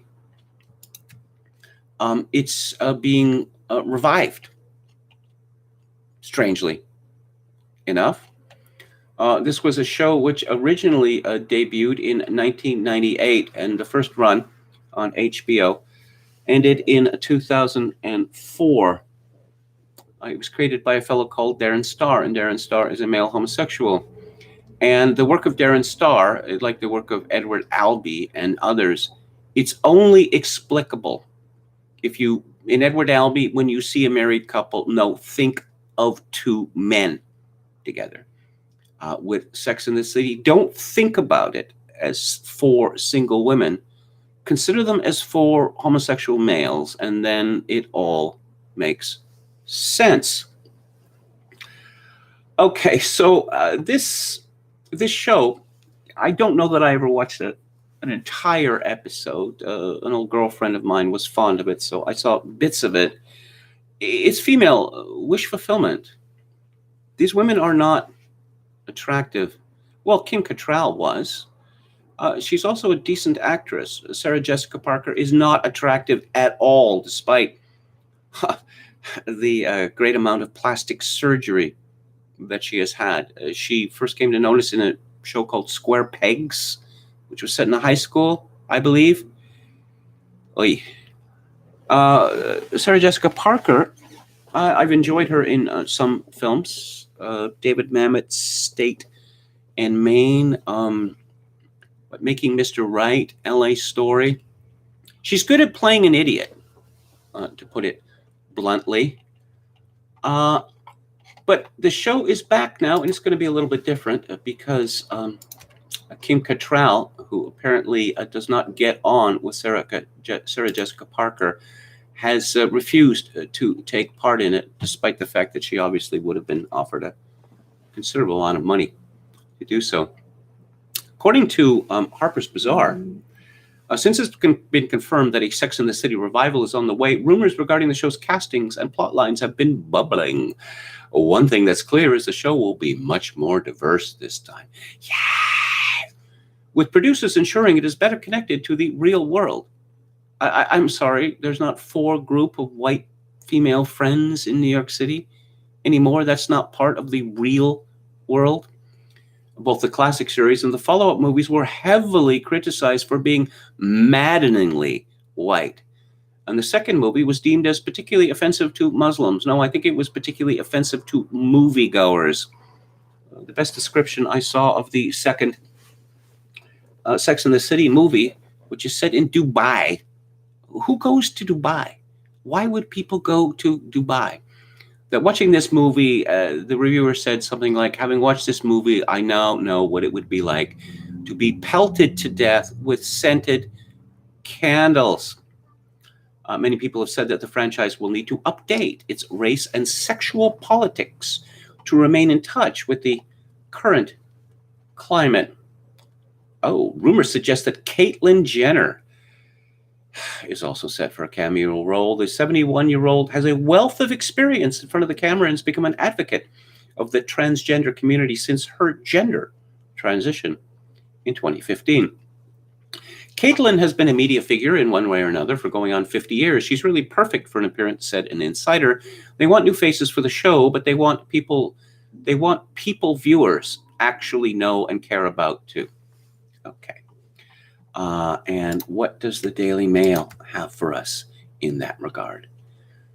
Sex and the Diversity. Samantha is replaced by two feisty women of color. They actually used that phrase. I know that they wanted to say sassy, but they pulled back. Unfortunately, they pulled back at the last moment. In an eagerly anticipated reboot of the beloved series. Is it really all that eagerly anticipated? By whom? People remembering the glory days of the 1990s? I mentioned that Sarah Jessica Parker is not an attractive woman. There was some man, Mr. Big, she was keen on the show. And Mr. Big, despite being rich and good-looking, played by the actor Chris Noth, had an inexplicable attraction to Sarah Jessica Parker. At one point, Mr. Big had a girlfriend who was a model, a top model. This model was also quite good-looking, also quite intelligent, and seemed like a decent person. But of course, Mr. Big decides, no, I have to go to Sarah Jessica Parker. No, why? Why would any man do that? Carolyn Graham reports it may have attempted to define relationships, friendships, and metropolitan glamour in naughties America. But while there was sex in Sex and the City, there certainly wasn't much diversity. Not enough diversity. Yeah, let's look at these ladies. Kim Cattrall, who I have rather a fondness for, actually, because as I say, she was a good-looking woman and she's a decent actress. She is 64 years old. Sarah Jessica Parker is 55 years old. Kristen Davis is 55 years old. And Cynthia Nixon, now a celebrity lesbian, is 54 years old. So what is this? Sex and the City, the HRT years? I suppose if this show were to be in any way realistic of the problems of 50-something, mid-50s women, on the dating market, it would be, there's a possibility that it would be interesting to watch. I mean, it would be gruesome, no question about it.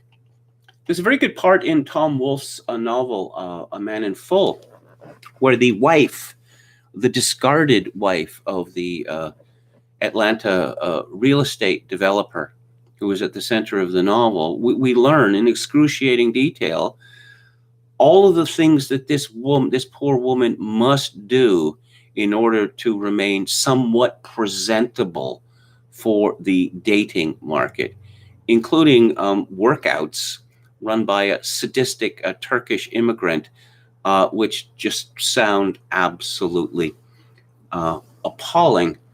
But no, I don't think we're going to get anything close to realism on this show.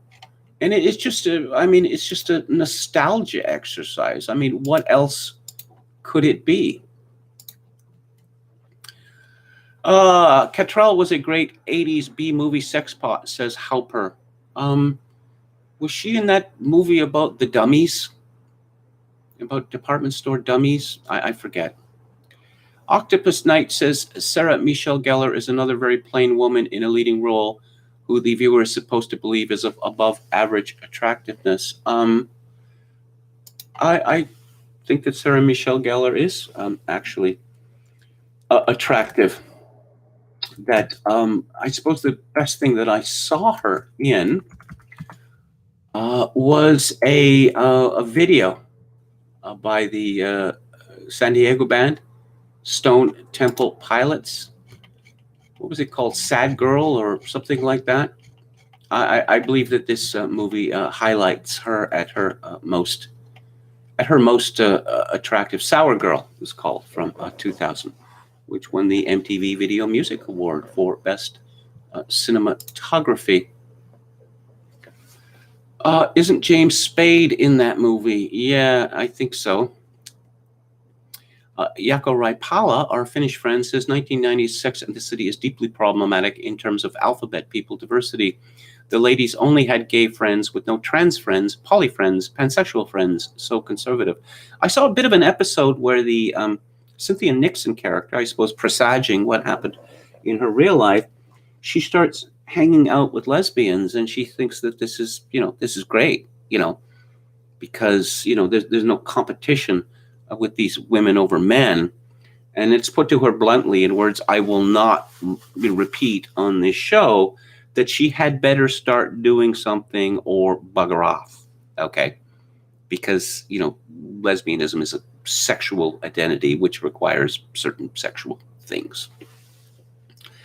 And her in Big Trouble in Little China opposite Kurt Russell. Andrew McCarthy was once asked, who is that guy who was always playing a-holes in your movies?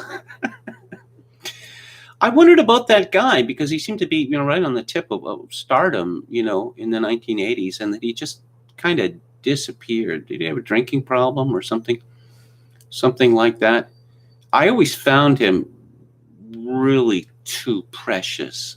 That hurt look on his face that he always went to so many times in every movie he was in. But the 1980s were kind of fun because Robert Downey Jr., any of you ever noticed this? In about half a dozen movies at least, he played the new wave guy. It's as if, this was just, a placeholder that they're writing a script. Of course, we have to have a new wave guy. Oh, we'll get Robert Downey Jr. for that. Masquerade. Pelcasso 88 likes Kim Cattrall in Masquerade. Kim Cattrall was also in Roman Polanski's film The Ghost, or The Ghost Writer, which is really quite a good film. It's got that Olivia Williams in it too, who I am very fond of. So let's talk about James Burnham. Let's talk about the Machiavellians. And the reason that I'm talking about this book at considerable length is because, as I have said, this book could be called The Way the World Really Works. In chapter 3, Burnham, and let me just address the font size here. Chapter 3 is called, hang on just a sec, The Typical Method of Political Thought. Now, again, this follows from a discussion of Dante's sole political work, De Monarchia, which is a cynical justification for his own, self-interested position in the dispute between the Guelphs and the Ghibellines. Burnham writes, it would be easy to dismiss De Monarchia as having a solely historical, archaic, or biographical interest. Few would now consider it seriously as a study of the nature and laws of politics, of political behavior and principles. We seldom now talk about eternal salvation in political treatises. There is no more Holy Roman Empire. Scholastic metaphysics is a mystery for all but the Neo-Thomists. It is not fashionable to settle arguments by appeal to religious miracles and allegorical parables from the Bible or the Fathers. I wonder if in the future that might return. But in any event, all this is so, and yet it would be a great error to suppose that Dante's method in De Monarchia is outworn. His method is exactly that of the democratic platform with which we began our inquiry. And just to remind you that the Democratic Party and Franklin Roosevelt specifically in 1932 ran against Herbert Hoover and the Republicans on the basis that they had been profligate and they had got government involved in things it should not be involved in. And of course, after Roosevelt was elected, he introduced the New Deal, which essentially, ended the old America. That many of the programs of the New Deal and the alphabet agencies were blatantly constitutional, and several of them were struck down by the Supreme Court of the United States, whereupon Roosevelt threatened to pack the court, and whereupon the Supreme Court of the United States said, okay, uncle, we give up. So, Burnham continues, it has been and continues to be the method of 9/10, yes, much more than 9/10 of all writing and speaking in the field of politics. The myths, the ghosts, the idealistic abstractions change name and form, but the method persistently remains. It is then important to be entirely clear about the general features of this method. They may be summarized as follows. 1, there is a sharp divorce between what I have called the formal meaning, the formal aims and arguments, and the real meaning, the real aims and argument, if there is, as there is usually not, any real argument. 2, the formal aims and goals are for the most part or altogether either supernatural or metaphysical transcendental, in both cases meaningless from the point of view of real actions in the real world of space and time and history. Or if they have some empirical meaning, are impossible to achieve under the actual conditions of social life. Again, I'll break in to say that the campaigns to erase the differences between men and women and the campaign to erase the differences between different tribes of people are examples of what Burnham is speaking about here. 1, it would be impossible to bring about, and 2, why would you even want to bring this about? He continues, in all 3 cases, the dependence of the whole structure of reasoning upon such goals makes it impossible for the writer or speaker to give a true descriptive account of the way men actually behave. A systematic distortion of the truth takes place. And obviously, it cannot be shown how the goals might be reached, since, being unreal, they cannot be reached. 3, from a purely logical point of view, the arguments offered for the formal aims and growths may be valid or fallacious, but except by accident, they are necessarily irrelevant to real political problems, since they are designed to prove the ostensible points of the formal structure, points of religion or metaphysics, or the abstract desirability of some utopian ideal. 4, the formal meaning serves as an indirect expression of the real meaning, that is, of the concrete meaning of the political treatise taken in its real context, in its relation to the actualities of the social and historical situation in which it functions. But at the same time that it expresses, it also disguises the real meaning. We think we are debating universal peace, salvation, a unified world government, and the relations between church and state, when what is really at issue is whether the Florentine Republic is to be run by its own citizens or submitted to the exploitation of a reactionary foreign monarch. We think, with the delegates at the Council of Nicaea, that the discussion is concerned with the definition of God's essence, when the real problem is whether the Mediterranean world is to be politically centralized under Rome or divided. We believe we are disputing the merits of a balanced budget and a sound currency, when the real conflict is deciding what group shall regulate the distribution of the currency. We imagine we are arguing over the moral and legal status of the principle of the freedom of the seas, when the real question is who is to control the seas. 5. From this it follows that the real meaning, the real goal and aims are left irresponsible. In Dante's case, the aims are also vicious and reactionary. This not need be the case, but when this method is used, they are always irresponsible. Even if the real aims are such as to contribute to human welfare, no proof or evidence for this is offered. Proof and evidence, so far as they are present at all, remain at the formal level.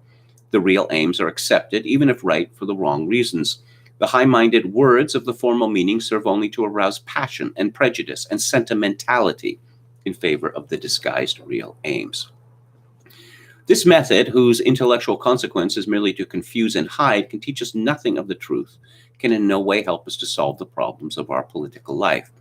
In the hands of the powerful and their spokesmen, however, used by demagogues or hypocrites or simply the self-deluded, this method is well designed and the best to deceive us, and to lead us by easy routes to the sacrifice of our own interests and dignity in the service of the mighty. The chief historical effects of the French Revolution were to break up the system of the older French monarchy with its privileged financiers and courtiers, and to remove a number of feudal restrictions on capitalist methods of production, and to put the French capitalists into a position of greater social power. It might well have been argued prior to the Revolution that these goals promised to contribute to the welfare of the French people and perhaps of mankind. Evidence for and against this expectation might have been assembled.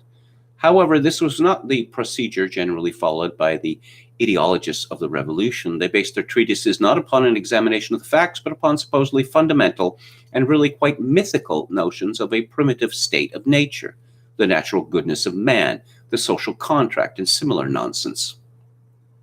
They sloganized as the aims of the Revolution liberty, equality, and fraternity, and the utopian kingdom of the goddess Reason. Naturally, the workers and peasants were disappointed by the outcome after so much blood. But oddly enough, most of France seemed to feel not many years later that the aims of the revolution were well enough realized in the military dictatorship of Bonaparte. No doubt European unification under Hitler would have been evil for the European peoples and the world, but this is no more proved by complicated deductions to show the derivation of Nazi thought from Hegelian dialectic and the philosophic poetry of Nietzsche than is the contrary by Hitler's own mystical pseudo-biology. Freedom from want is very nearly as meaningless. That was a slogan at the end of the Second World War from the Allies. Freedom from want is very nearly as meaningless in terms of real politics as eternal salvation. Men are wanting beings. They are freed from want only by death. Whatever the book or article of speech on political matters that we return to, those of a journalist like Pierre Van Passen, a demagogue like Hitler, a professor like Max Lerner, a chairman of a sociology department like Pitram Sorokin, or a revolutionist like Hitler, a trapped idealist like Henry Wallace, a bulldozing rhetorician like Churchill, a preacher out of church like Norman Thomas, or one in like Bishop Manning, the Pope, or the ministers of the Mikado.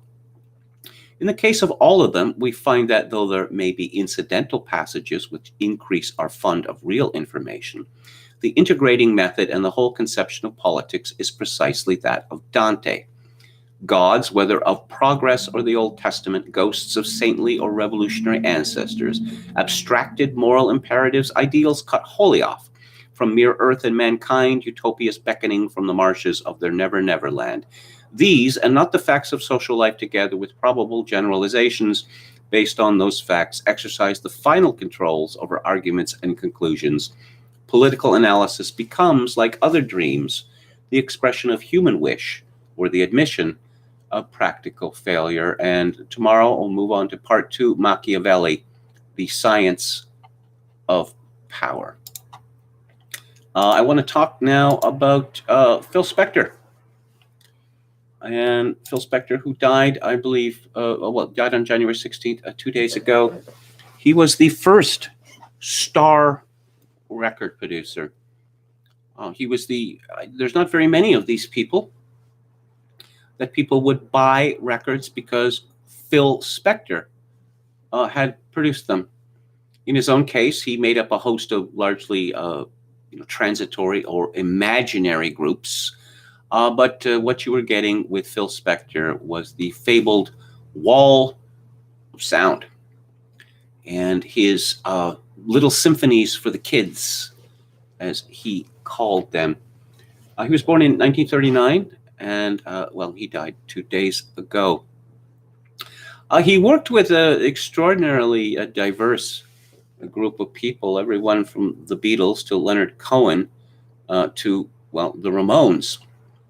And I suppose it's inescapable. We're going to have to talk about Phil Spector, the person, and he was a dreadful person. Apparently later in life, he claimed to suffer from bipolar disease, and he speculated that it was his belief that his parents were first cousins, and this might have something to do with his personal problems. He grew up in the Bronx, and in 1958, when he was only 19 years old, he wrote and played guitar on and was background vocalist on a #1 hit called To Know Him Is to Love Him, which is from an inscription on his father's gravestone. His father, not a very successful man, committed suicide. Quite a lovely song, I think.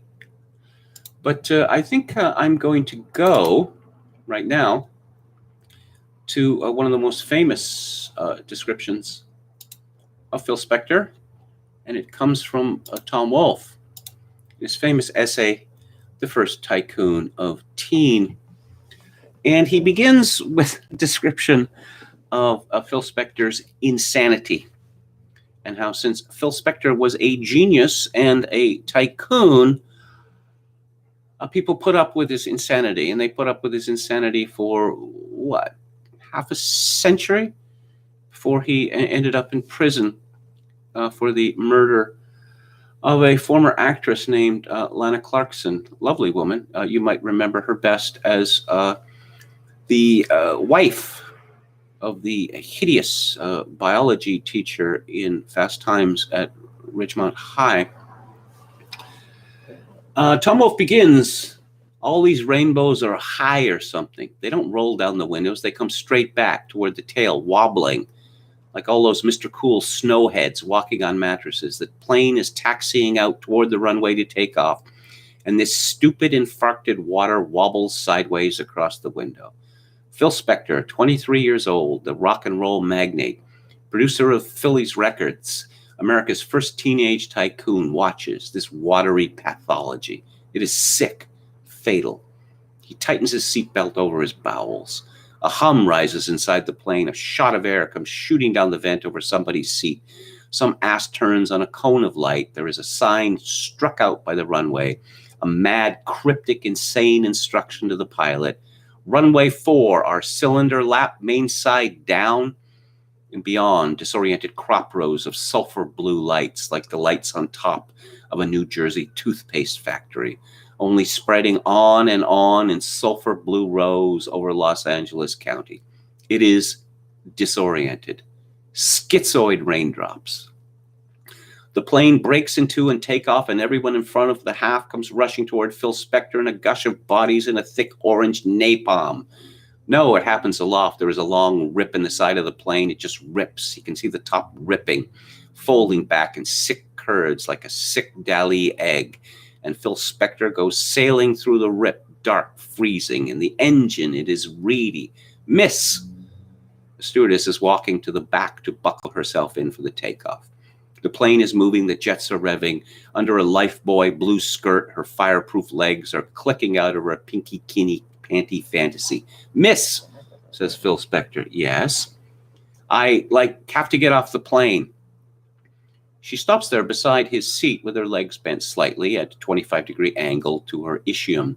She laughs with her mouth. Yes, yes, but there is no in her eyes.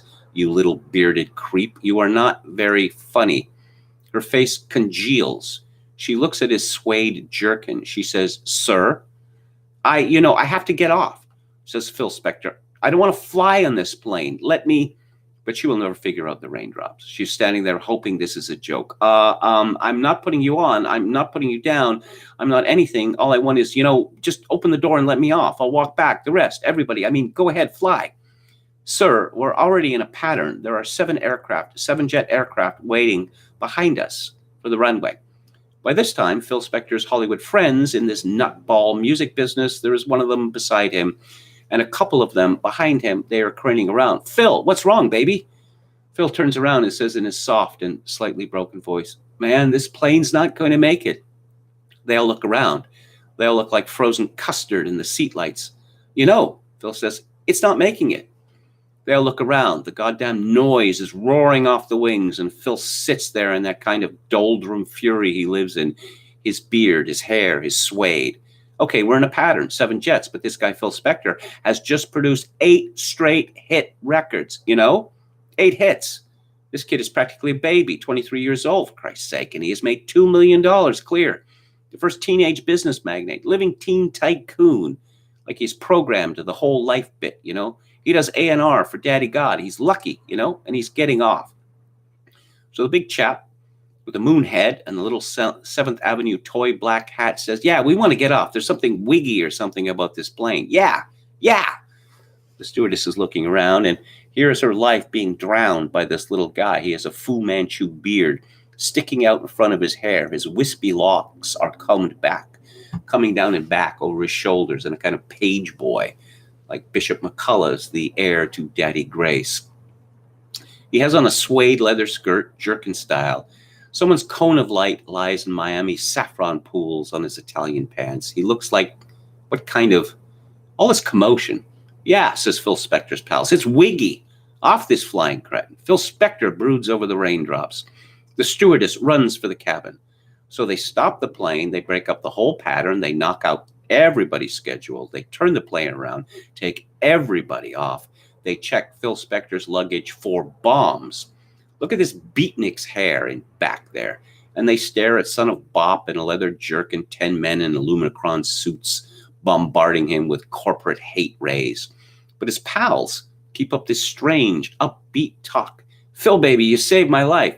Phil, if you say it's Wiggy, it's Wiggy. You done it, Phil. Babes, you done it again. You say it's Wiggy, Phil? I say it's Wiggy. It hurts too, darling Ann. Baby, right here, same as you. Wiggy. Baby." "So," says Phil Spector, "they grounded me. They took away my credit cards. They suspended the pilot. I don't know." A few years after this, Brian Wilson, who was much influenced by Phil Spector, production-wise, he went to see a movie, one of my favorite movies, called Seconds by John Frankenheimer. And Brian Wilson, who was at the time, this was around the time that he was working on the abandoned Smile record for the Beach Boys, which was only completed 40-some years later without the Beach Boys. He comes into Seconds late.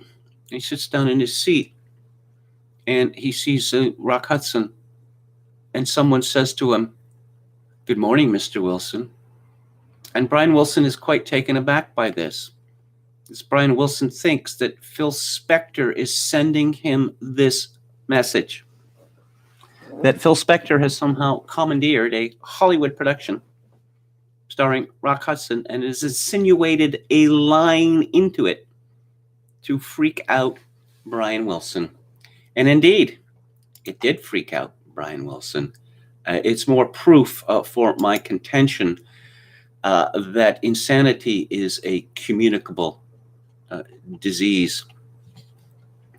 Phil Spector, as mentioned previously, he set up his own shop with his own people, his own singers, and his own instrumentalists. Now, they will tell you that these group of instrumentalists, and there was, 40 and 50 of them, that they were called the Wrecking Crew, and indeed there is a reasonably interesting documentary with that name. There's disagreement about this. Carol Kay, the legendary bass player, she also played 6 and 12 string guitar. And let me tell you, rather difficult for a woman to get a session work in the 1950s and the 1960s, which gives you an idea how good a player she was. She always insisted that it was called the clique, because you had the same people playing on the same records. I mean, if you listen to music from the mid-1960s, you will see people like Hal Blaine, the drummer, again and again and again. Carol Kay playing bass, Larry Knechtel playing keyboards or bass, Glenn Campbell playing guitar, Leon Russell playing keyboards, Earl Palmer playing drums, Tommy Tedesco, who is the center of the Wrecking Crew documentary, as the documentary was made by one of his sons. You just have these people move into the studios because they got it. They got it right away. You know, the Monkees were the group that didn't play on their own records. Well,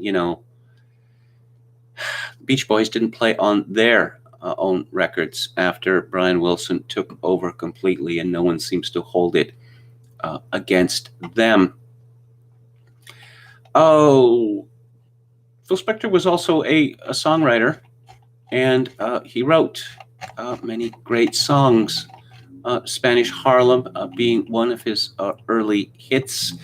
He was associated with, despite his residency in Los Angeles, with the songwriters of what they called the Brill Building, which was sort of the, I don't know, the last gasp, if you will, of, I don't know, respectable songwriters that, so of course, many of them, like Carole King and Neil Diamond, went on to become big stars themselves.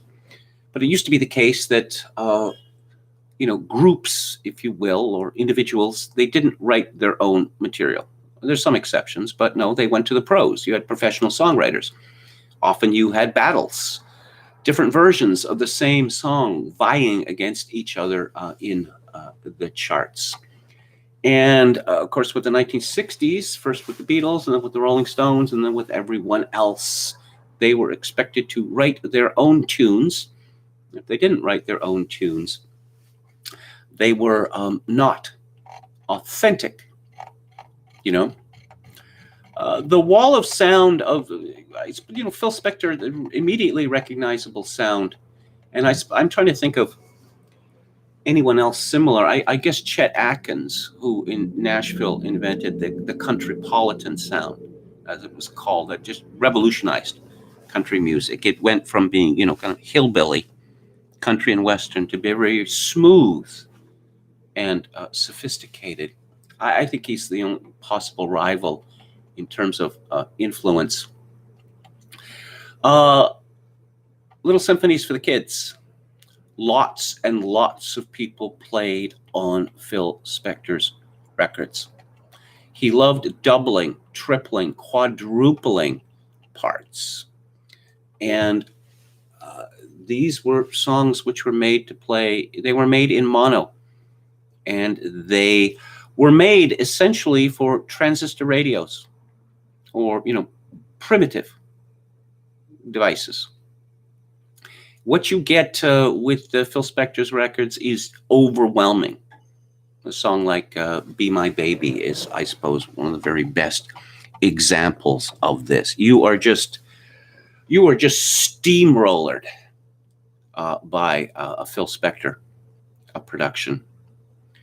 And, Phil Spector made it clear that he much preferred singles to albums, because it was largely true at the time. And I guess, the Beatles changed this.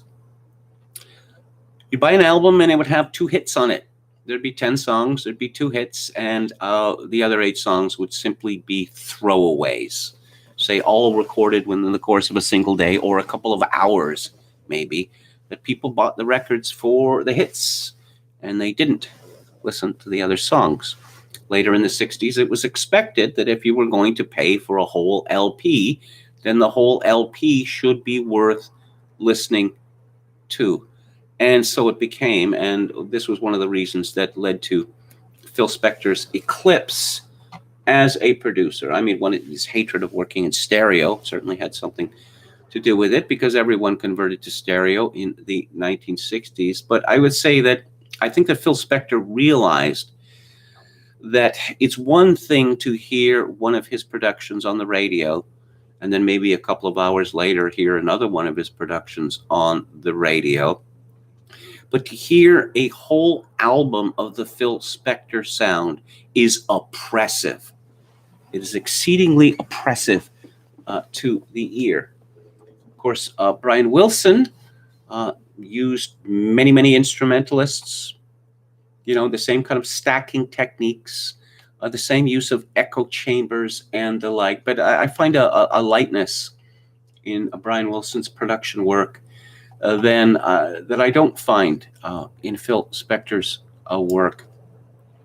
Spector revived his, the story goes that the Ike Tina Turner song, River Deep, Mountain High, that he considered this to be, the greatest of his productions. It's called Ike and Tina Turner. There's no Ike on it, just Tina Turner. and he thought this was going to be an enormous hit. He co-wrote it with two of the great songwriters of that era, Jeff Barry and Ellie Greenwich. This song was a flop in America. It was a huge hit in Britain, but that meant nothing to Phil Spector. Later, Phil Spector got involved with the Beatles, and that is a strange story. It's a very strange story. Of course, the Beatles, they love the Phil Spector productions. I mean, it would be difficult to find people who came of age in those times who didn't love Phil Spector's productions, because I don't know, they are really quite something. They make a tremendous impact. The Beatles recorded a record while they were making a film about the record at the same time, and it was called Let It Be. If you've ever seen the film, it's really quite depressing. They all hate each other. And oh yes, Yoko Ono is there. Also, the songs, they're not very good. I mean, one had become used to a certain level of quality from Beatles songs. And this was supposed to be, they'd made a huge single, very good song called, Get Back. And this was sort of a back to basics album.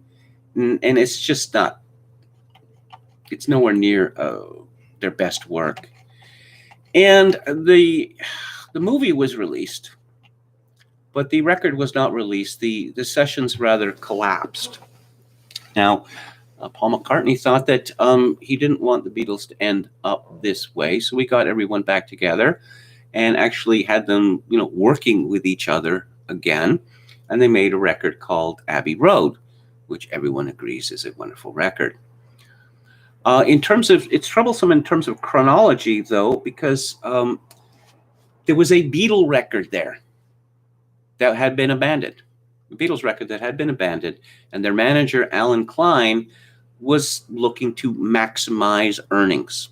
So he put out a compilation record, which was called Hey Jude, which was full of hits and bits of things that had been left off. It's quite a good collection, I must say. But there was still the problem of Let It Be. And so Phil Spector was drafted in to so-called finish the record, and George Martin, who had produced the record, as he had produced all the Beatles records, was absolutely furious about this. And in a very good joke, he didn't get a credit on the record, and he said that the credit should have read, produced by George Martin, overproduced by Phil Spector. And it is dreadfully overproduced. The long and winding road. I don't like that song to begin with. Yeah, yeah, yeah. That it ends it. It sounds like mockery, but he just this soupy, syrupy orchestra. Of course, you're going to get a soupy, syrupy orchestra with Phil Spector productions.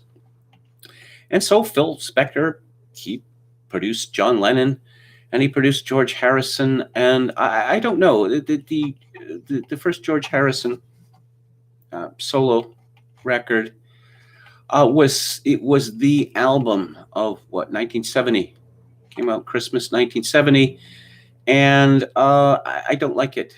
I think that George Harrison is tremendously overrated. I think his songs they're whiny. I think that they're whiny when they're not being kind of phony spiritual. But anyway, it was a big hit. And, and Imagine was a big hit. And John Lennon and Phil Spector continued working for some years. Phil Spector's personal life, including, I don't know, marrying Ronnie from the Ronettes, and then, pretty much turning her into a prisoner in the home. You hear this sort of claim made often, but no, this actually happened. Surprising her with a Christmas gift of 2 adopted children. I have something for you. Oh, what's that? People. I've bought you 2 people. two small people.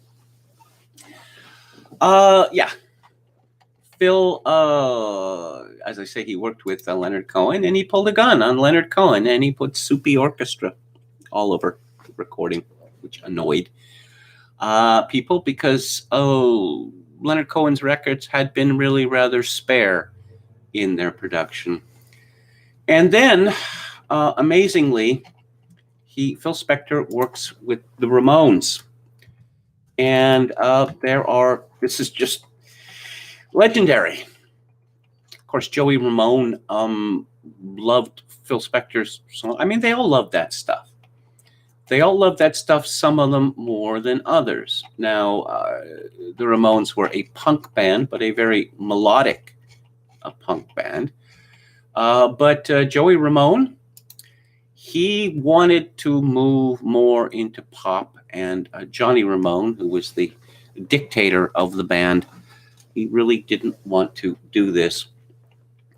A lot of money was spent on the record End of the Century, which was the fifth Ramones record, which had come after two really outstanding LPs, Rocket to Russia and Road to Ruin, which were, they were produced by Ed Stasium and by Tommy Ramone, who'd stopped drumming and moved into the production chair. And they just, great songs, and they sound great. The records are outstanding, but they were not big hits.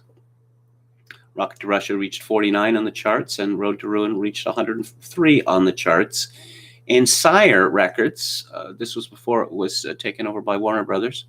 I guess Seymour Stein thought that the Ramones could be big, and the Ramones always thought so. The Ramones were always surprised why their records were not bigger than they were. And I have to say, I was very surprised why their records were not bigger than they were. You know, when Rocket to Russia came out and I heard songs like Sheena is a Punk Rocker and Rockaway Beach, I thought, why aren't these songs in the top 10? But apparently something was missing. Johnny Ramone believes it was because they got lumped in with the Sex Pistols and people spitting and that sort of thing. Johnny Ramone was not keen on the idea of Phil Spector producing their record. He said, when was the last time Phil Spector had a hit? Which was a very good question. The production was done in Los Angeles, of course, because that's where Phil Spector was. Phil Spector did it at Gold Star Studios, where he did all his famous records. And he brought in his own people, Barry Goldberg and Steve Douglas, who played on so many of his records. And session pro Jim Keltner was brought in, his longtime engineer, Larry Levine. And so we get the Ramones doing a cover of Baby, I Love You with a soupy orchestra playing on it. Who exactly plays on End of the Century is an interesting question. There's controversy about this to this day. Johnny Ramone fled because Phil Spector was fond of getting him to play a chord over and over and over again for hours. 4 hours. One wonders whether this was done on purpose, to scare the band away, because then you could just get, session cats to do all of the recording. Phil Spector, it's difficult to think of a man as accomplished as he was, someone who lived in the past to the extent that he did. He would force people to listen to his records for hours. He would play the same song on the piano over and over again. Of course, Brian Wilson was notorious for this as well. And if he thought that people weren't paying attention to him, or they were bored, or they wanted to go home, he frequently pulled a gun on them and threatened to shoot them. He was notorious for taking a gun out in a tiny studio like Gold Star and firing a gun into the ceiling. And apparently, the shock of the noise and how close it was to the ears, well, it'd be a difficult thing to describe. if you've ever seen the Ramones documentary, which is called End of the Century, which I highly recommend, you see that Johnny Ramone is really quite philosophical about what happened. The record came out in February 1980. It did rather well in the UK. It reached number 14 and it reached 44 on the Billboard 200 chart, but that is not what Sire Records was expecting. And given how very expensive the record was, over $1 million in today's money, or maybe closer to $2 million in today's money. It did not recoup its cost. And Johnny Ramone, he realized that that was it for the band. They were never going to be as big as he thought that they could be, that they would make money, and the Ramones made money, more money every year until they broke up in 1996, and they still make money, you know. But no, bringing in Phil Spector was not a good idea. Their next record, they brought in Graham Gouldman of 10cc, and Gouldman is a fine songwriter and fine producer. But this idea that you get in some producer who's associated with a band who had hits, and that means your band is going to be a hit. No. The Ramones wanted Steve Lillywhite, who made many, many hits, but I guess he was too expensive for the label.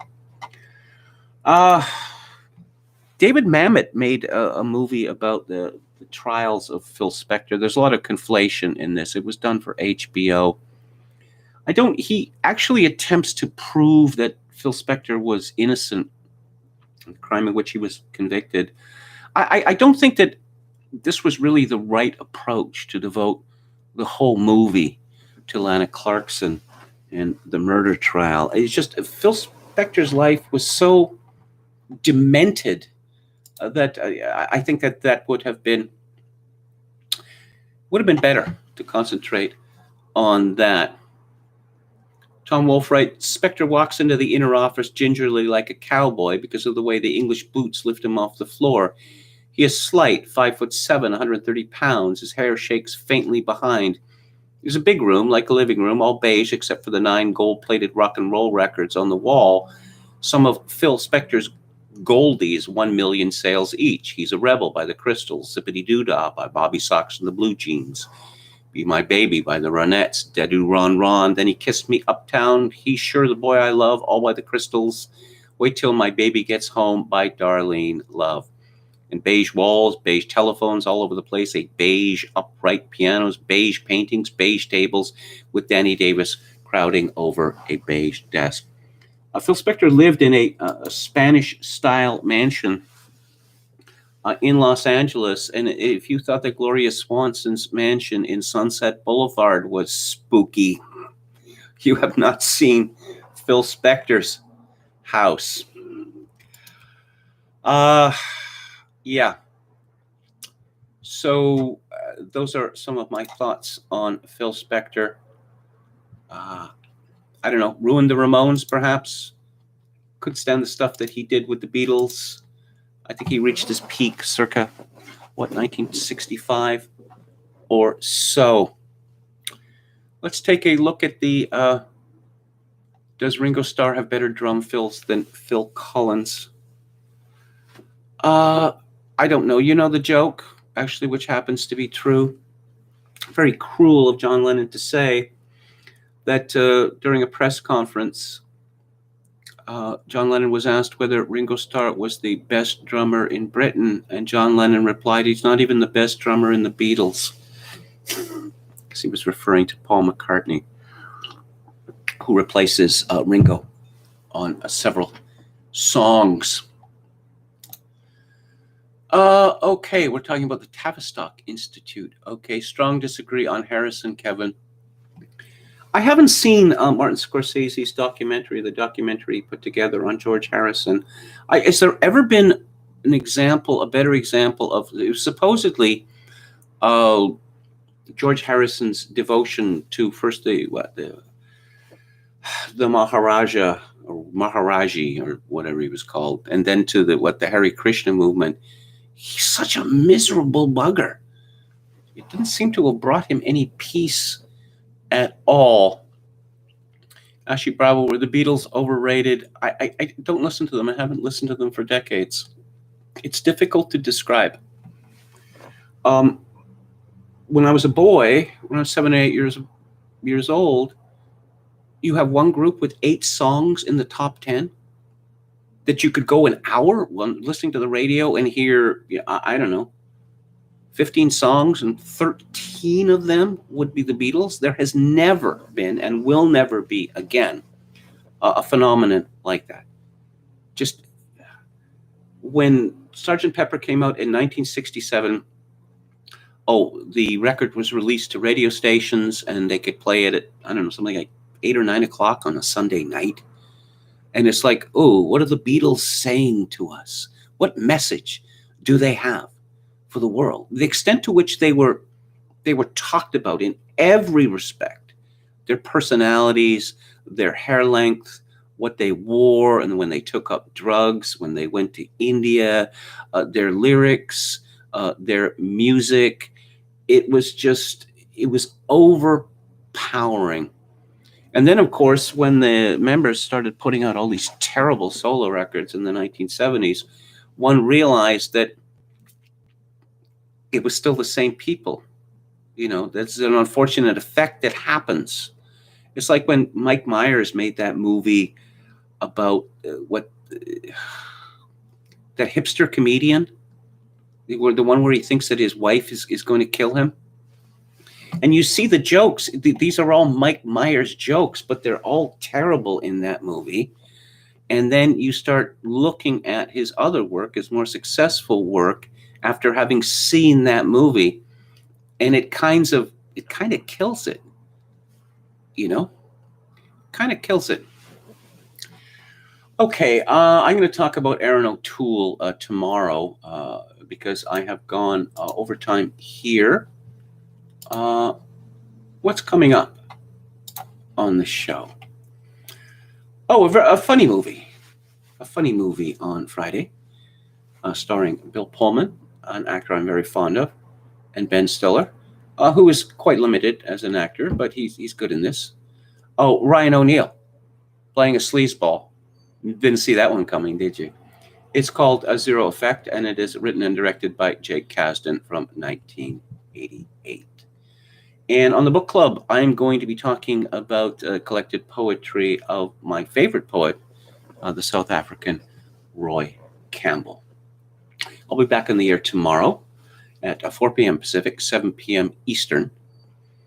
If you like the show or any part of it, I'd appreciate it if you click on the like button and subscribe to my YouTube channel if you have not done so already. If you would like to make a contribution to this live stream, which would be much, much appreciated at this point. My PayPal address is kevin_grace@hotmail.com. Once again, kevin_grace@hotmail.com. If you're Canadian, a donation can be made, sent directly via Interac at kevingrace@shaw.ca. And as always, I leave you with this: in these days of social atomization and a civilizational collapse, I do dearly wish that you, my dear listeners and viewers, manage to find a genuine human connection in order to ease the burden. Good night.